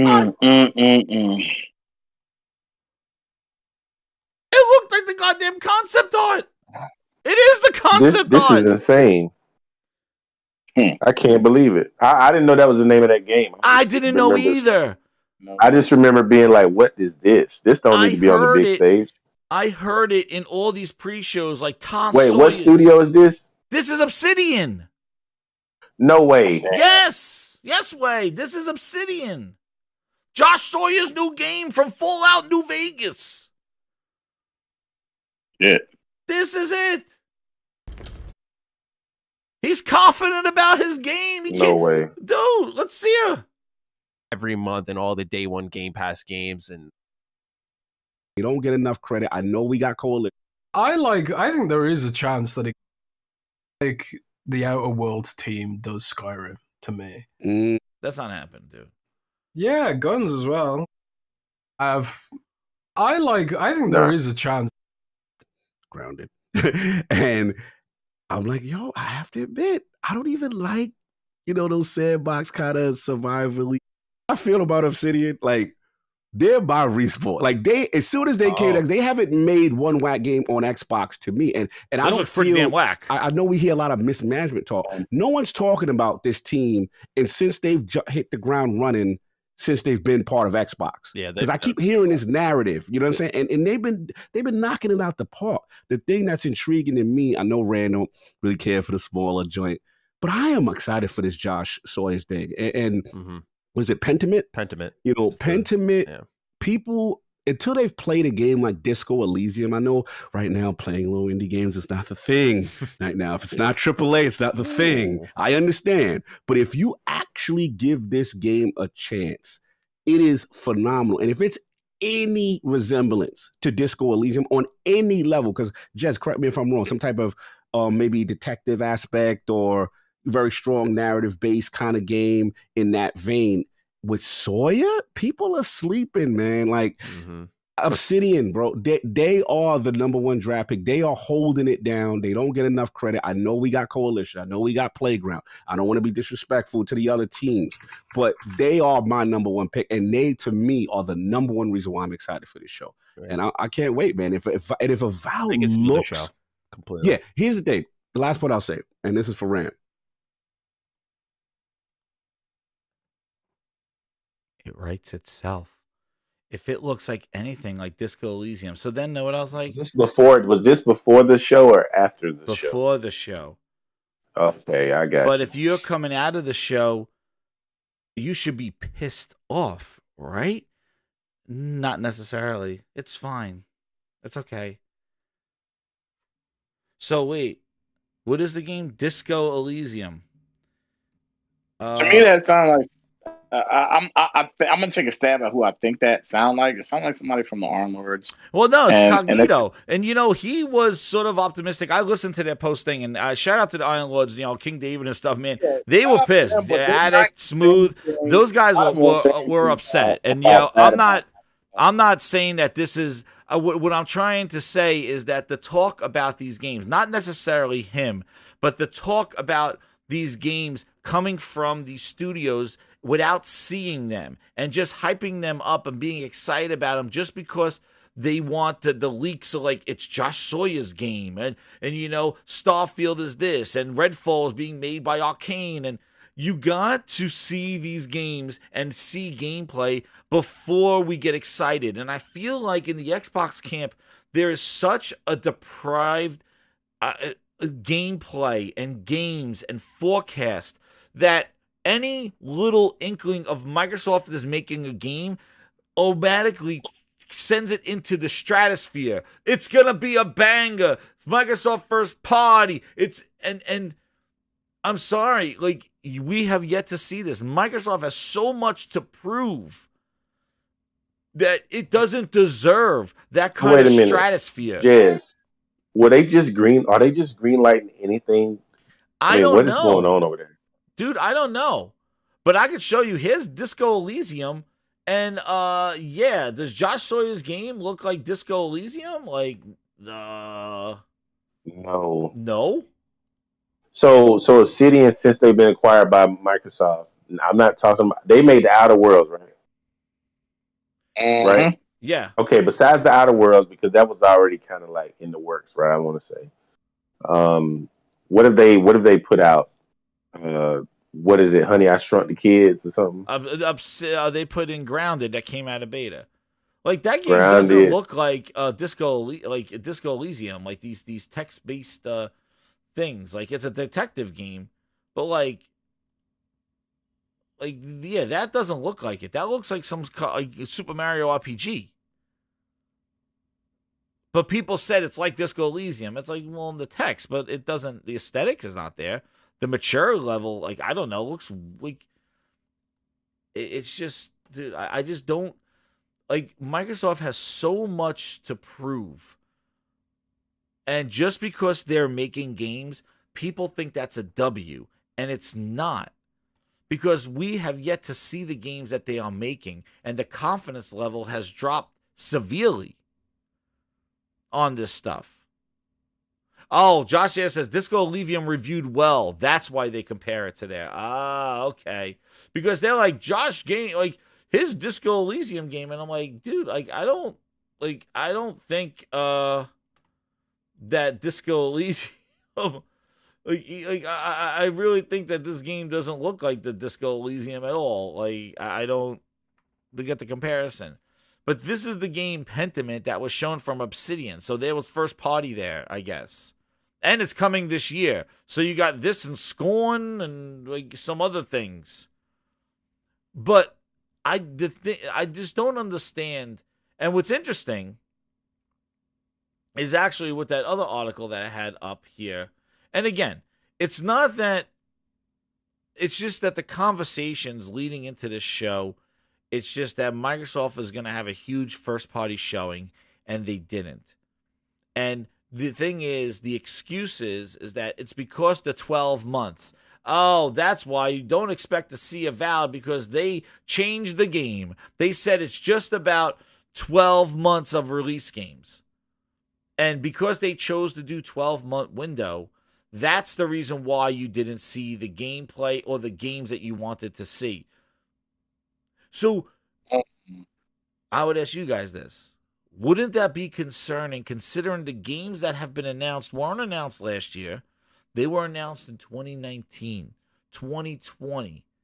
And the fact that Microsoft is focusing on a 12-month targeting window of these games, the fact that those games, Perfect Dark, Fable, Avowed, all those games that we listed are not there or even in the conversation, shouldn't that be concerning and not an excuse?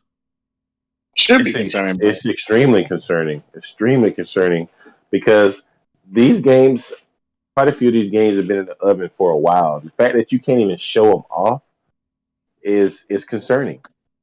Yes, very concerning. Yeah, like I think so. And like I was listening to the Xbox era reacting, and you hear the pre-show, and this is the thing, like, they're all talking about like banjo and all this other stuff, and then you go into the end, and they're just like, well, what they showed was all right, and they start talking about the things that they showed, but nobody says, that sucked because going into this, I thought a banjo was coming and all this other stuff. And the thing is when you go into this show, nobody was asking for the stuff that they showed. You get what I'm trying to convey here? It's like the stuff that people were asking for in their predictions, people wanted to see, people were expecting. Microsoft hit below that. And how do you come out on the other side going that it's fine? Oh, no, that's good. It's because it's just 12 months. The fact that they didn't bring up anything from all their studios. And then I asked this question to you guys and to the grinders in the chat. If they didn't buy Bethesda for $7 billion, what would they have? I've said that multiple times. What would they have had without Bethesda? Without Bethesda at this show, what the hell would they have been showing off? What? Nothing. Absolutely nothing. The question I got is, why does it take all of their studios so long to put out games? Well, they say it right here. Horizon Forbidden West is a much, much more ambitious project than something like Hellblade. Been in development the same amount of time. It's out. I don't understand what's going on. What the hell is going on over there? I don't know, but you see it here. Jason Schreier goes like, where did he do? He did it right before the show. Wait, when he talked about Avowed? Yeah. Avowed got rebooted a bunch of times. Everwild, they didn't know what it was. Perfect Dark needed Crystal Dynamics to help him out, and then they had a mutiny, and people left. The guys at Playground Games are doing more with less because they don't know how to really make of open world game. When you don't show this list, when you don't show this stuff, and those are the news articles that are going around, and people go, oh, false narratives, oh, bullshit. Well, whatever you're saying is going to be there, Banjo-Kazooie and all that other stuff, myth, all that stuff.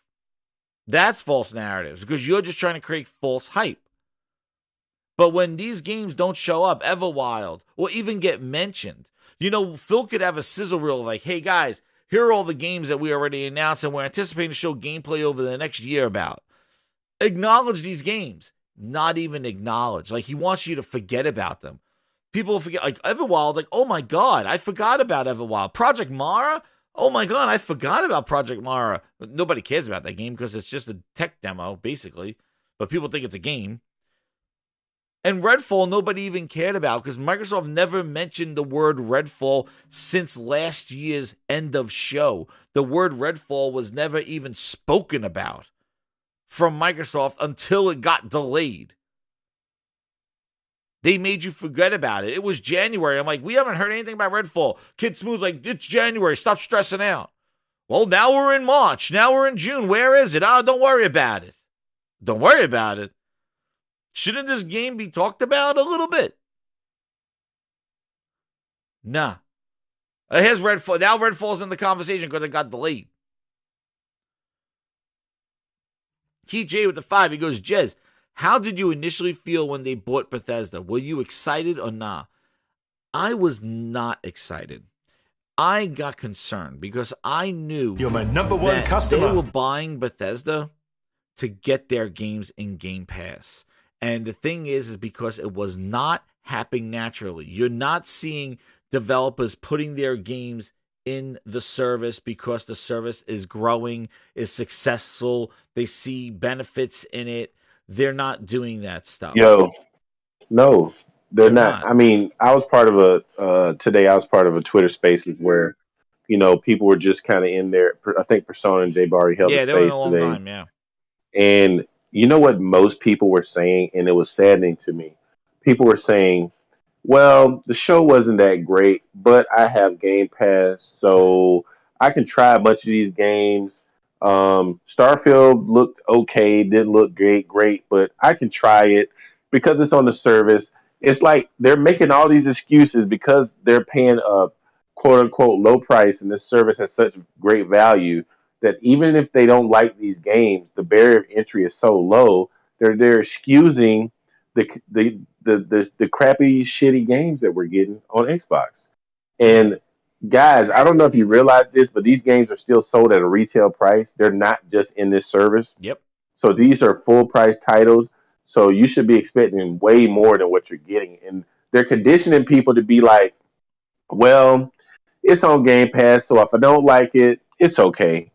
Yeah. And it's bullshit. You know what, Link, is pretty interesting. Maybe they make these games not show so well, so people would be cautious to buy it and wound up getting it in the subscription. It could be like this double, this alternative Phil Ness kind of crap where they could be like, you know what? These games don't need to show, like, we don't really want somebody to go out and spend $60 on the game. Like, let's get them in the subscription and do it. Like, you're right. Halo was $60. Mm-hmm. Did they go out of their way to show that Halo was worth $60? Dude, they made that shit just on the tier of like, I was planning on buying it. They discouraged me from buying it and just playing that bullshit campaign in my 15-day trial. That's how bad it showed. Poison. It's poison, man. And it's bad. What it's doing is it's controlling, it's completely the face of Xbox. It's not the console. It's not the games that are coming to the console. It's just this service. Everything they do is influenced by this service. Yeah. All these filler cartoon mobile type games that they're putting in there. That's what they showed. It's because it's like, well, it's excusable because it's in Game Pass. And that's what I just kept hearing. I kept hearing it. Game Pass is a crutch. You're being conditioned mentally to accept mediocrity because it's in a service.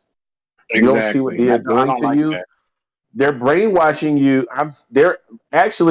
You got people with check marks on Twitter talking about, well, it's okay because it's in Game Pass. It's ridiculous. Well, John Linneman said that was the worst thing he ever heard. Yeah, he said that's the worst thing. Yeah, I saw that. Yeah, I showed it yesterday. I'm gonna see if I get it up. Yeah, I get it here. On a here, you don't want just because it's in a service for it to be subpar, and that's with me, Jez. A lot of people were talking about. That's been the thing that people who affiliate themselves with Xbox as their primary place to play. They constantly make that statement. Well, it's in Game Pass, so if it's not great, it's in a service anyway, so you don't have to play it. I'm like, that's bad. That should not be your thought process. If that's really your thought process, what are you doing? Like, what are we really doing here? Listen, I'm telling you, it's a sickness, man. I'm telling you, it's a mental conditioning. Capcom announced their the DLC for Resident Evil 8, right? Mm-hmm. And I was in a Twitter space earlier, and the guy literally said this. He said, is Resident Evil 8 in any kind of service like Game Pass or PlayStation Plus or whatever? And the people in the room were like, no, it's not part of those services. He said, well, maybe by the time the DLC launches, it'll be part of a service so I don't have to buy the game. I mean, I'm telling, like, the way these people are talking, and it's trickling over to the PlayStation community. It's all these people posting screenshots of them saying, oh, I'm going to play Ghost of Tsushima now because I have PS Plus Premium. I'm going to play Returnal. These are games that you could have easily purchased. These games have gone on sale. But they're just like, I'm just going to wait for this service to provide all my gaming needs. And like I said, I'm not saying services are bad. It's kind of like what Strauss Zelnick said. Yeah, they're great for catalog content, but they should not be your only source of gaming. That's the point. And that's where it matters to me because, the thing is that, people, how they want to play their games, if they are fine with waiting and paying $180 a month to try games out, and not, because I can probably tell you're not going to win an argument with that person because technically that person probably is very just like a casual gamer that can't make a decision on what they want to play, and they're just kind of like No, those people that would this like walk person was into not. games. This person, Those are like, because trust me, this I guy worked in was not retail. casual. This guy was not a casual gamer Well, at I'll tell all. you, dude, they'll walk into GameStop and they'll be like, GameStop employee, tell me what I should play this month. Get the hell out of here. No. You go in there with an educated decision. But people do that. You want to go see Top Gun Maverick? Like either I'm going to go see it, or I'm going to wait for it to come on Blu-ray, or stream it. But if I'm really a fan of that, I'm going to go see it. You see what I'm saying? And the thing is like I don't want to shame people for how they want to buy their games and play their games. But the difference is that, like what Strauss said here, it's that it's for a certain audience, and that the game is made with the intent to sell. That this is the price product that it's going to be made, because then therefore the goals and budget are there for the price they're intending it for. When a game is automatically guaranteed, no matter what kind of Xbox game there is, every single one of those studios that Phil Spencer works with, every single one of Activision, every single one of Bethesda, all are going through Game Pass. And with that knowledge, the budgets, the size of the teams, the types of games, the way the games are released, the features that are added at day one, when they come out, delay the game a year, no problem. Tell me, if you were gonna report your numbers and you have a big game like Halo coming out on the holiday, how the hell do you delay that a year and still keep face? You weren't expecting to sell that game. That's why, because the Game Pass numbers were just going to be consistent. And that's what Game Pass is for them, a crutch. They don't need the banger to come out and boost up their numbers they don't need that. All they have is a consistent pay from people that just don't care what they play. And that's what they want. And that's what Minecraft was. Minecraft started this whole wave of complacent gaming. Just put it out there. Microsoft just pays the electric bill, and there you go. And let it ride. And look at this. It's just making money, and I don't have to do anything. That made them realize that, hey, fighting the big blockbuster battle back and forth, it's not productive for Microsoft, because they didn't have the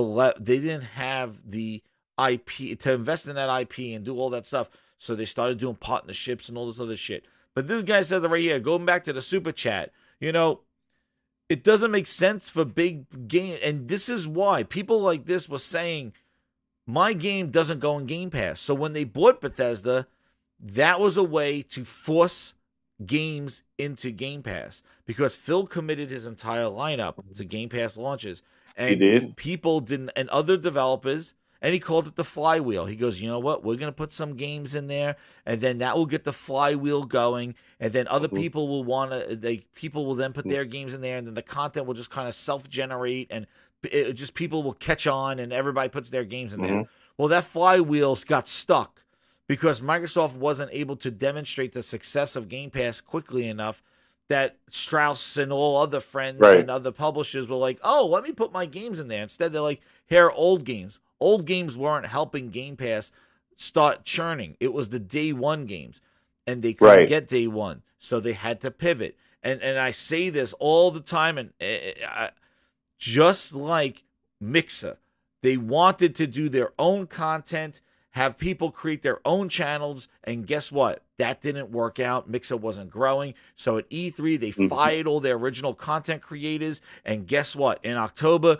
they bought Ninja, then they bought Shroud, and then they started buying talent from Twitch to bring over to Mixer, because the naturally people just trying to be original, that content was not growing at the speed that they needed it. So they needed an influx, a pivot. Buy Bethesda, buy Ninja, buy Activision, buy Shroud. And now these are the ways that we're going to get Game Pass to the next level, because it's not growing at the rate it is. 25 million in 6 years, 7 years, with all the games they put. Game Pass is everywhere. It being on a Samsung TV is not going to change anything. It's on everything. All devices, all Windows PCs, all Windows 11. It's everywhere already. If it's not successful right now, it never will be.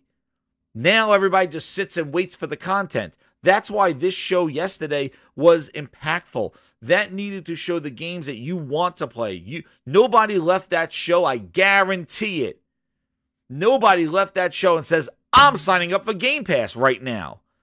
Nobody. Because I went through Twitters, I went through YouTubes, even the Xbox diehard channels. Nobody was like, now's the time to get Game Pass, everybody. Nobody was saying that. So I credit all people because you couldn't.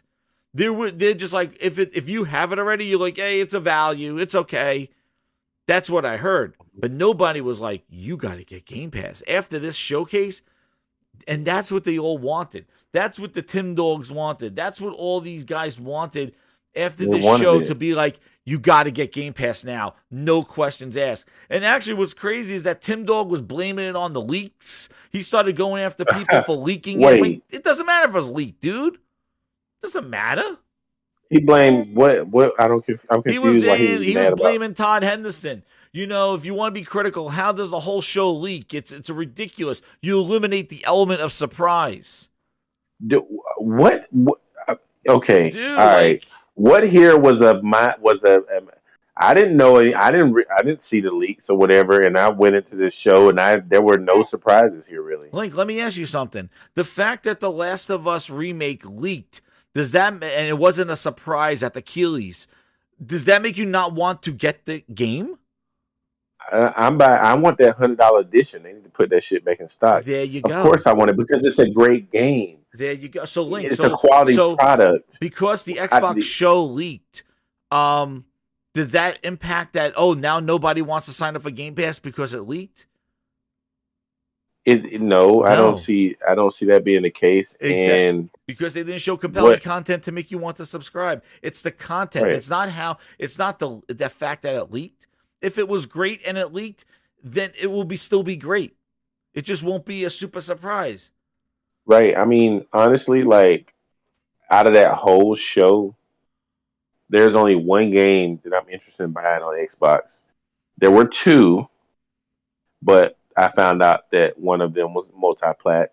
They were very deceptive. That show was very deceptive day one, about Game Pass, console launch. Oh yeah. Well, like the Koei Tecmo game, Wolong or whatever like that. I was like, okay, I'm interested in that. You know, I like their games, right? Yeah. So I was like, well, this is only coming to the Xbox day one. I guess I'm gonna have to get it there because I'm not gonna miss out on it. You know what I mean? But then, like within 24 hours, they announced that the game is coming to everything. Because Japan's not dumb. Yeah, they're putting more stuff on Xbox, but they're not doing no. But they're old stuff, dude. If you want to count how many Japanese games, and I don't play them all, but I see them, there are tons of Japanese games that go on PlayStation that never see the light of day on Xbox. Yes, they got Persona. Yes, they got because they don't have an audience there. They don't have. But I'm saying they're not interested in those type of games over there. You got Yakuza. And the other one, I know they don't put that type of games there. But if you talk about how much they're missing out of compared to what they're getting, like, yeah, you're getting a little bit of the top of the barrel. Hey, Jez, where's that Final Fantasy VII remake straight to Game Pass? What happened with that? Yeah, that was another hype reel going into that. Square just doesn't seem. That was another thing. They have a good relationship with Sony. Their games sell well over there. They just don't seem to be that interested in doing. Let me tell you some a lot of stuff with Microsoft. Let me tell you this. Phil Spencer said during the pre-show, today's a real gameplay show, Phil Spencer said during the showcase. Jeff Grubb decides to report, last year, Phil got really frustrated before the showcase. Internally, he would point to Sony continually releasing Game of the Year quality games while all Xbox had was more CG trailers. This is what Jeff Grubb said before the show. You wait a year to report this? Like, were you saving this knowledge? Why didn't you say this knowledge last year? Why didn't you say this knowledge when we didn't see Halo at the showcase? And Halo was a stealth release campaign on Xbox 2020. Why didn't you say that Phil was frustrated? This is what grinds my gears. Is the fact is that these guys they know there's bullshit going on in Microsoft, and they're very selective of when they report that they know stuff's going on. And the thing is when shit blows up, it comes out like Damage Control.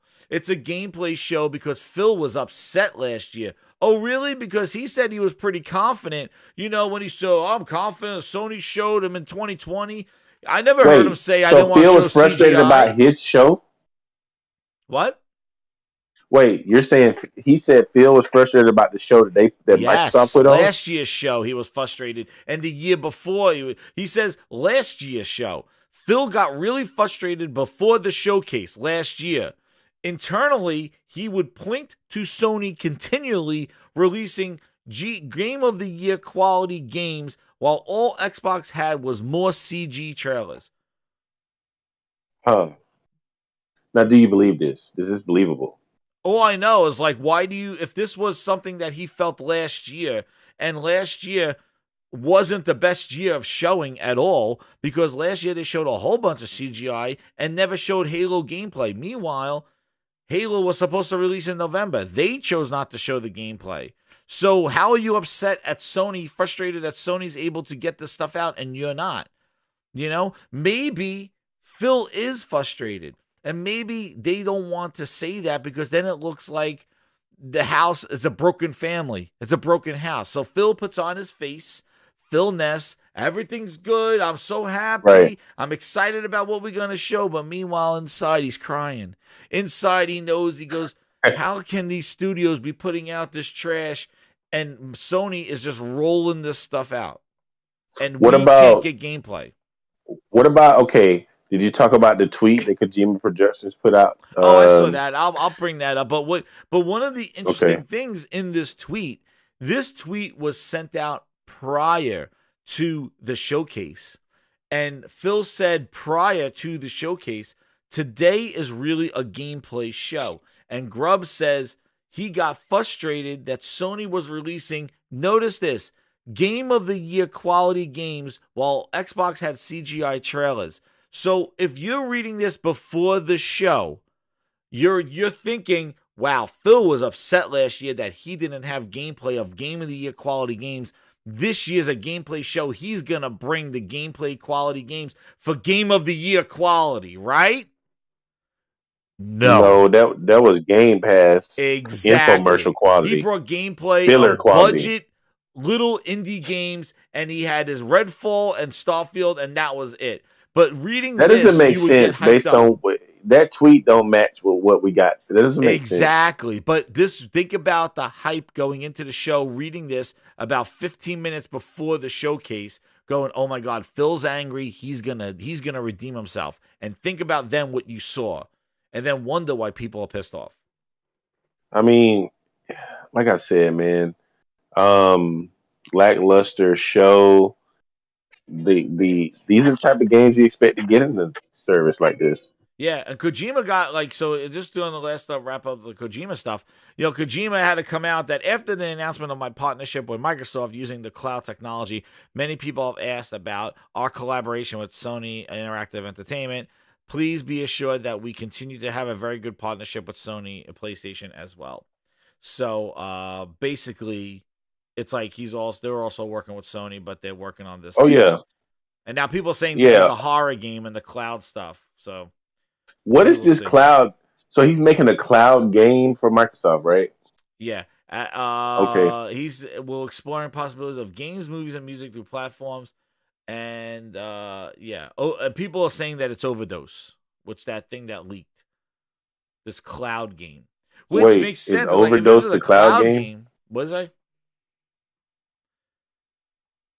It's a cloud game. I was saying is Overdose what he's making for Sony or what he's making for No, they're Xbox? thinking Overdose is the cloud game, but again, You're my number one customer. Assuming it again. Well, I mean, what's the point in having him at the show to announce a partnership if you're not going to talk about what the game is or anything? Like, what was the point? I don't know. It was totally just to pointless. say that Phil has a leverage with Japanese studios. That's the whole reason why. Right. I see the strategy here. Yeah.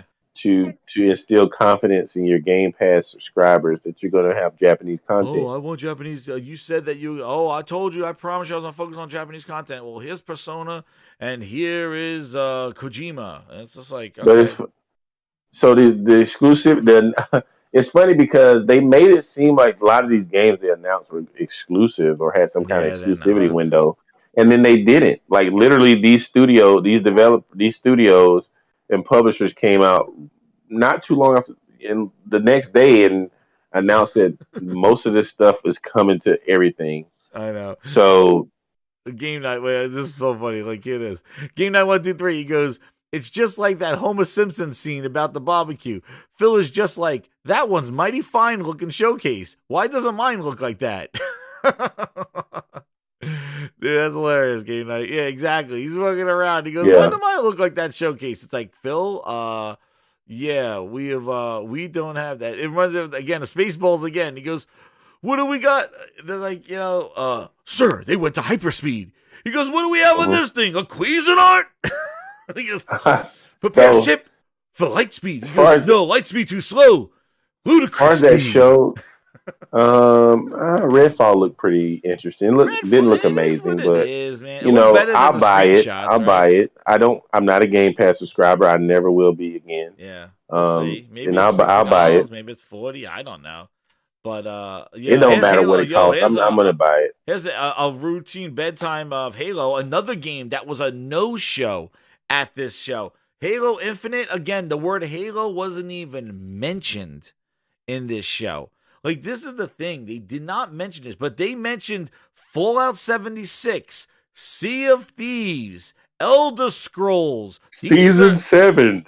Yeah, all these games got time at the showcase.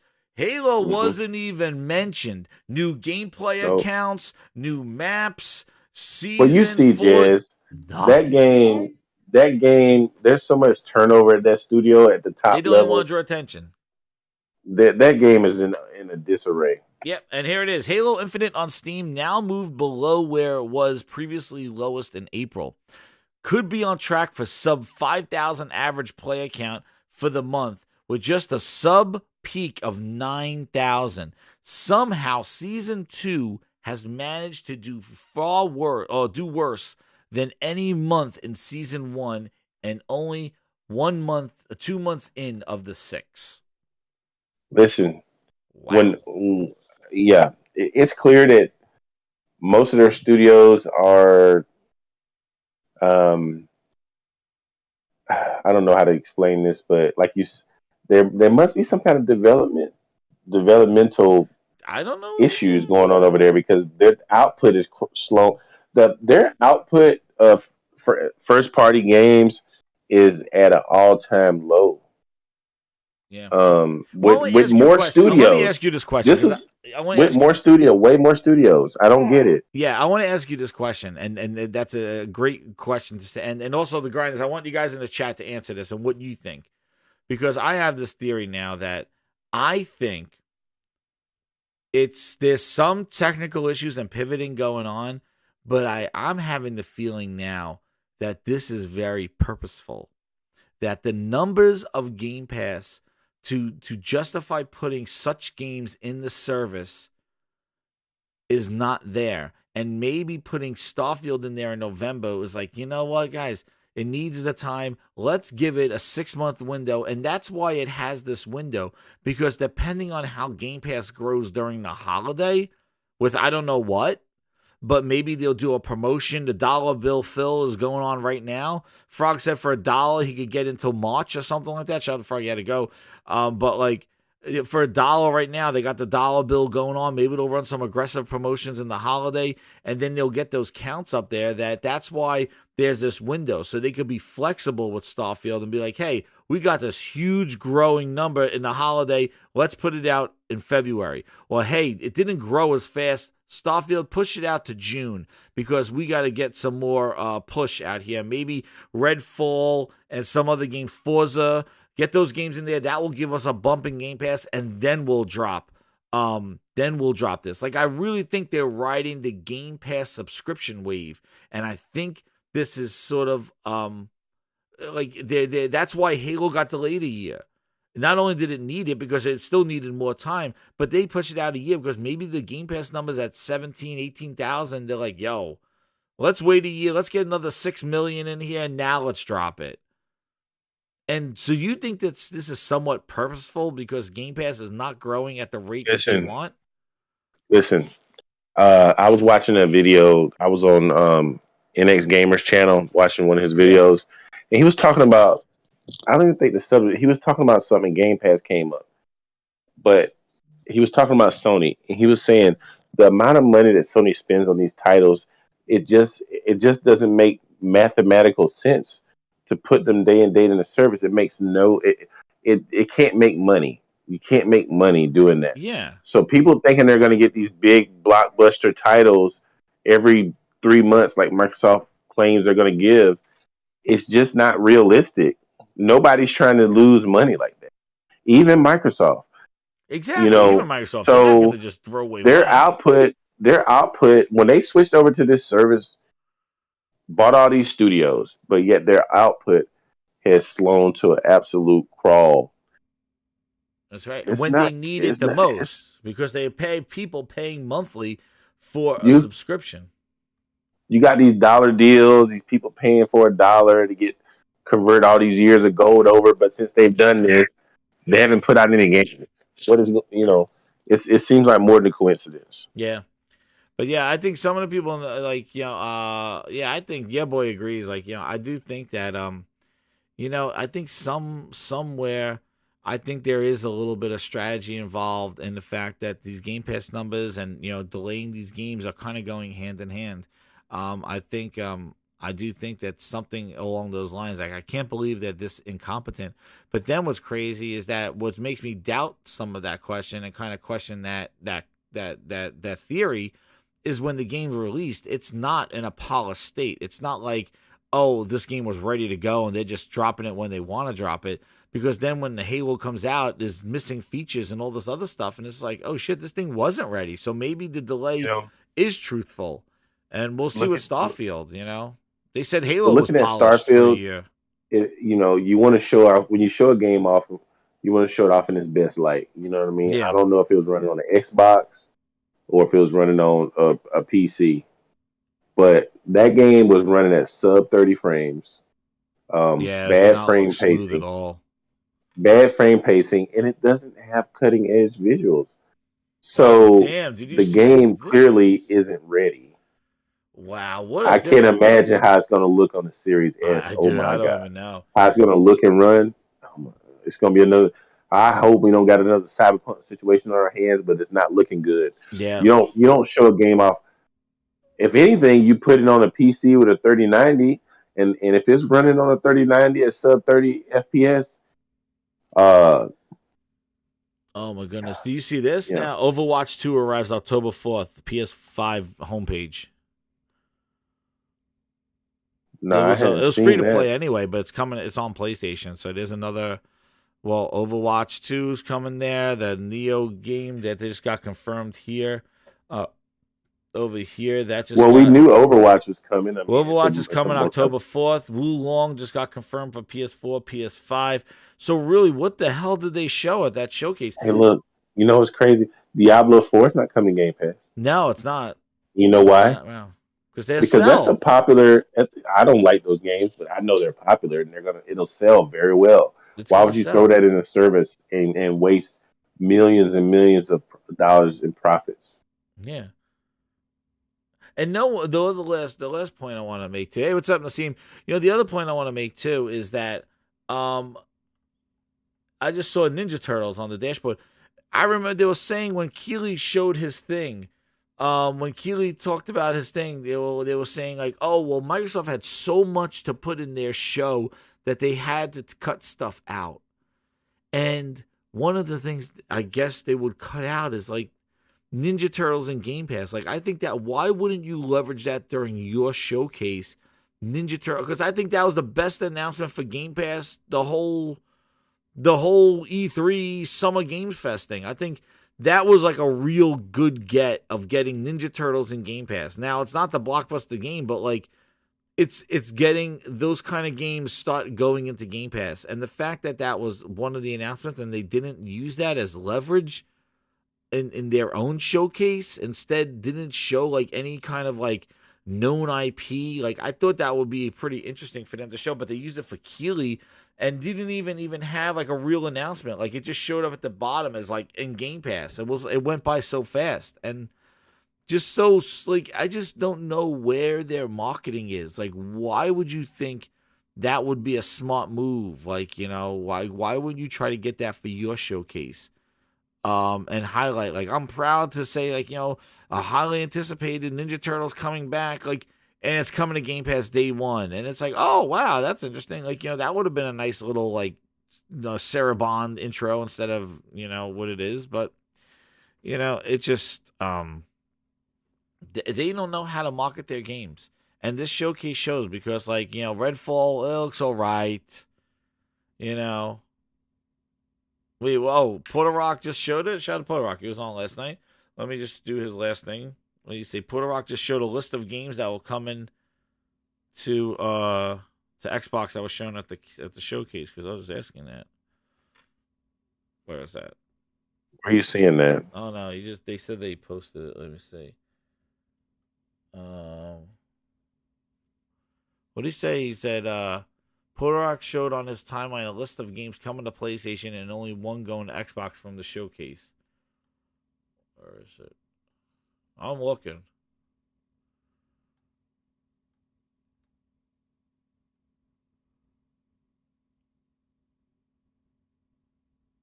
I don't see it. It was a post from 8 hours ago. Oh.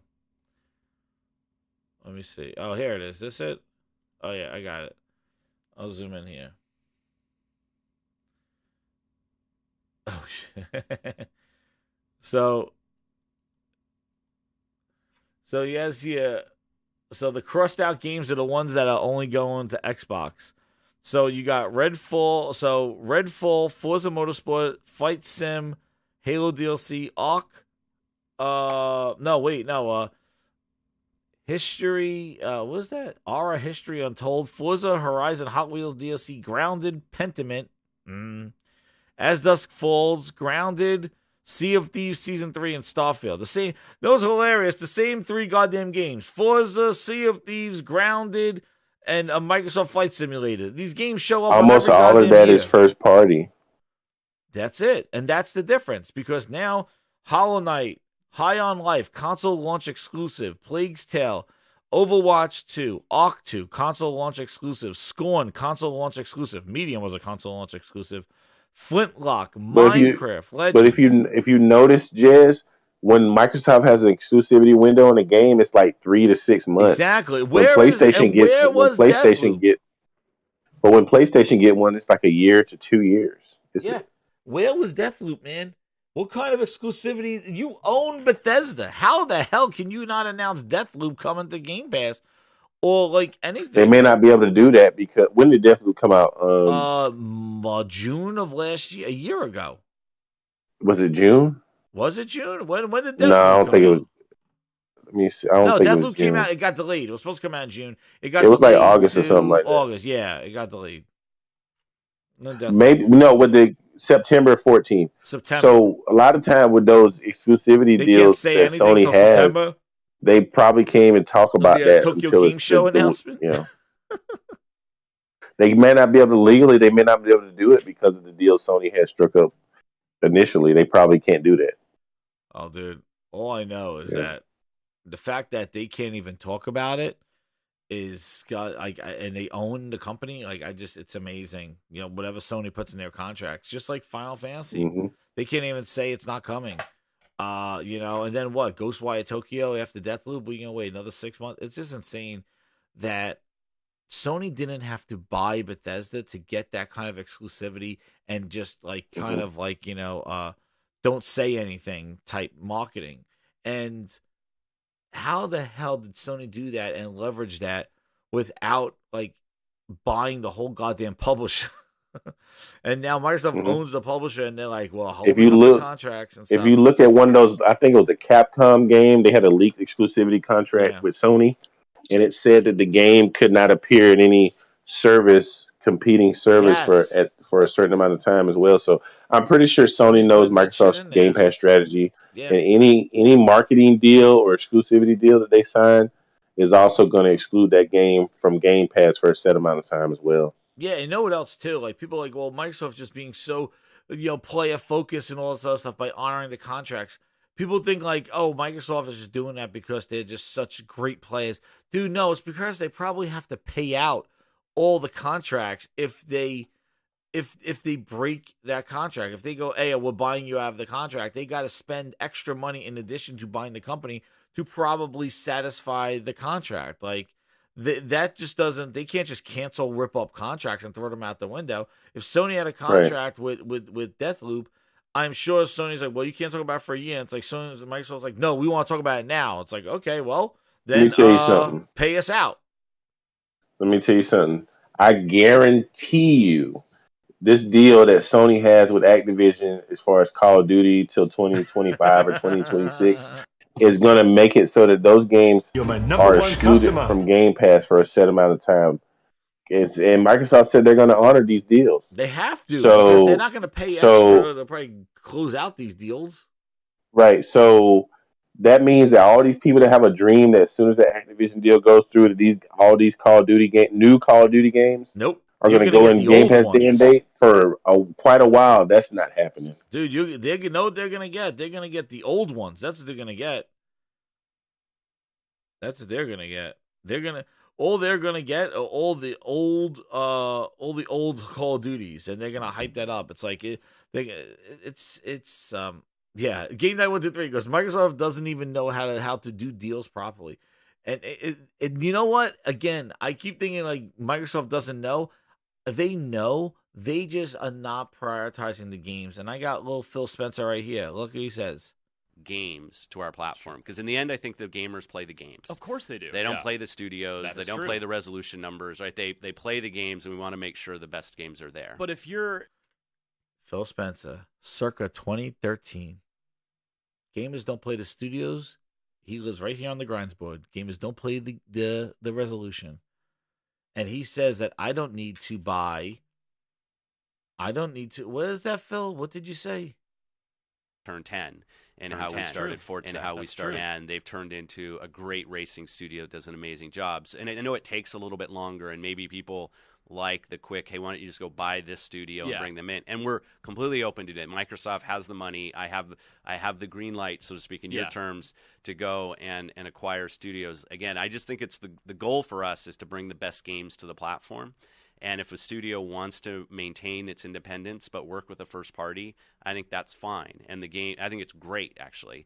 And I think our ability to partner with those people and bring the best games to our platform is as strong as it would be if they were owned by us. Right. Well, I hope you're ready to back.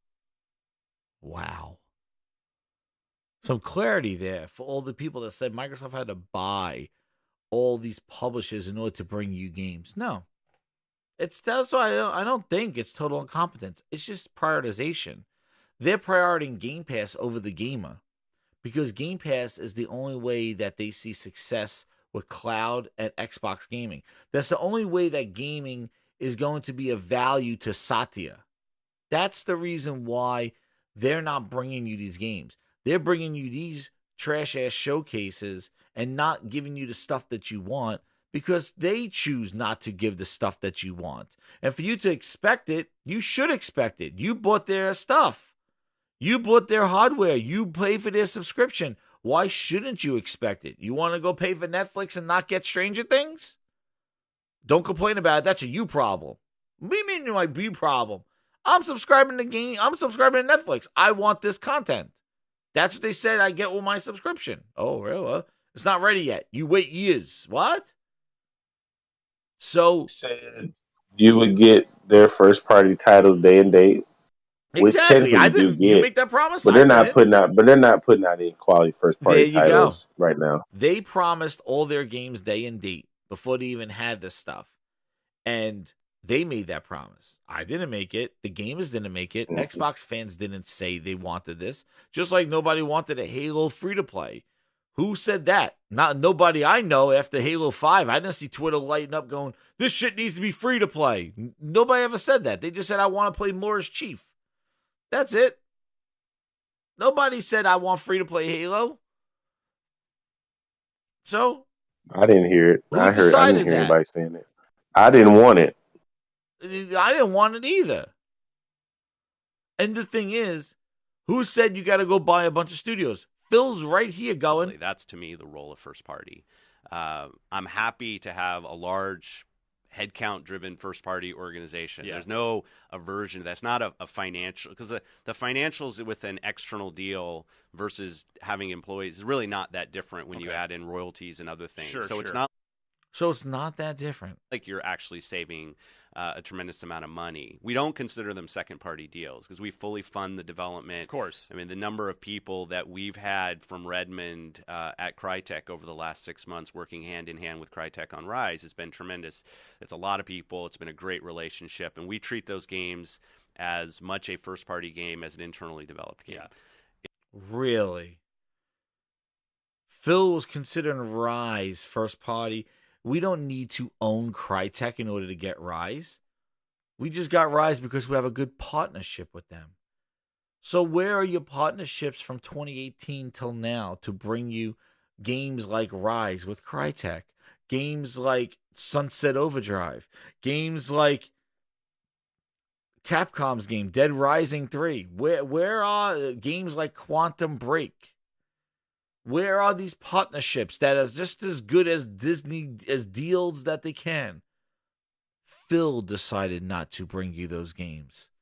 Microsoft decided not to bring you those games and make you starve and wait and then say, I am building studios, and then getting the check marks to tell you, well, it takes 3-4 years for these games to come out. You got to wait.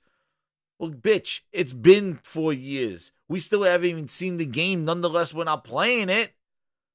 4 years.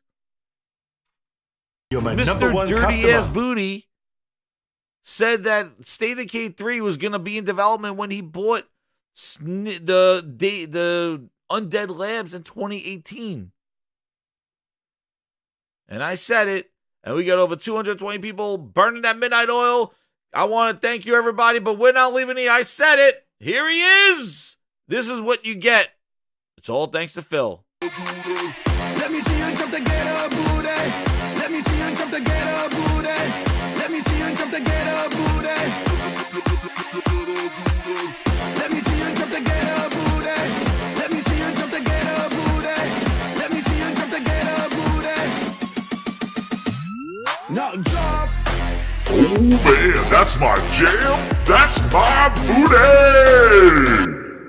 Oh man, play it again. That's my favorite booty. Woo! He gave me that shit on my lip, but let's go booty. Hear it again. Feel nice. Let me see you jump to get a booty. Let me see you jump to get a booty. Let me see you jump to get a booty. No games, baby, no games. Let me see you jump to get a booty. Oh, Let me see you jump to get a booty. Let me see you jump to get a booty. Give me that coffee, booty. Extra creamy. Woo! Oh, yeah. Oh, baby. 2 creams, 1 sugar's the way I like it. Oh, yeah. My favorite booty. Man, that booty song, that brings out Phil Ness, man. He loves booty. He loves that ass first, hands off approach. But anyway, thank you, Grinders. Thank you, Link. Thank you, Frogs, for coming on in. Link, tell them where they can find you on the Twitters. I'm not giving out my Twitter, but if you run across damn. me, he's excited on about Twitter, what he you know. didn't tell you. Yeah, yeah, exactly. Link is excited about the Twitter. I showed up late, but good show as always. Yeah, Appreciate the nobody wants opportunity to come on here and Oh, thanks, man. chop it up. Anytime coming on Yes. the Grindhouse. But Yeah. thank you again, Grinders. Hit that like button, share it out. I want to thank everybody for the all the booties in the chat. And one before I leave, Game Night 1, 2, 3 to 5, he goes, Nintendo didn't need to buy Marvel Games Division or get Marvel Ultimate Alliance 3 as an exclusive or that Monster Hunter Sunbreak game that was announced today as well. Exactly. They didn't have to buy Capcom. They didn't have to buy Marvel. Sony didn't have to buy Marvel to get a Spider-Man game, a Wolverine game. No. Microsoft didn't even need to buy Epic to get Gears of War. Epic was their own studio making an exclusive game for Xbox in Gears 1, E2, E3, E-Judgment. Even though that was The People Can Fly. But thank you, Game Night. Exactly. So I always say, it's like, these delays the lack of Xbox first party and just not having games that people want to play. Yeah, they're nice games. Oh, I'll check it out. It's indie. It looks good. No, the must play. Oh man, I need to play this. That's what people just want. Microsoft and Phil is depriving you of that purposefully because they have the full capabilities to do that. He had it in 2013. He didn't need to wait and shut down studios. He had it. They had that opportunity, and they used to do it. They stopped because for them, it wasn't in their business model, and they changed the business model to benefit them, and that model hurts the gamer because you don't got the games right now. And those games, not even mentioned. So cross your fingers. Maybe there'll be a Gamescom. Maybe there'll be an XO22. Whatever. Good luck. The wait continues. Thank you, everybody. Hit that like button. Share it out. Hit that notification for the Grindhouse. You might get another show. It's been a wild week. Who knows what's going on. But thank you, everybody. Hit that like button. Share it out. Be a VIP grinder. And join the Grindhouse. Talk to you guys later. Thanks again. Bye.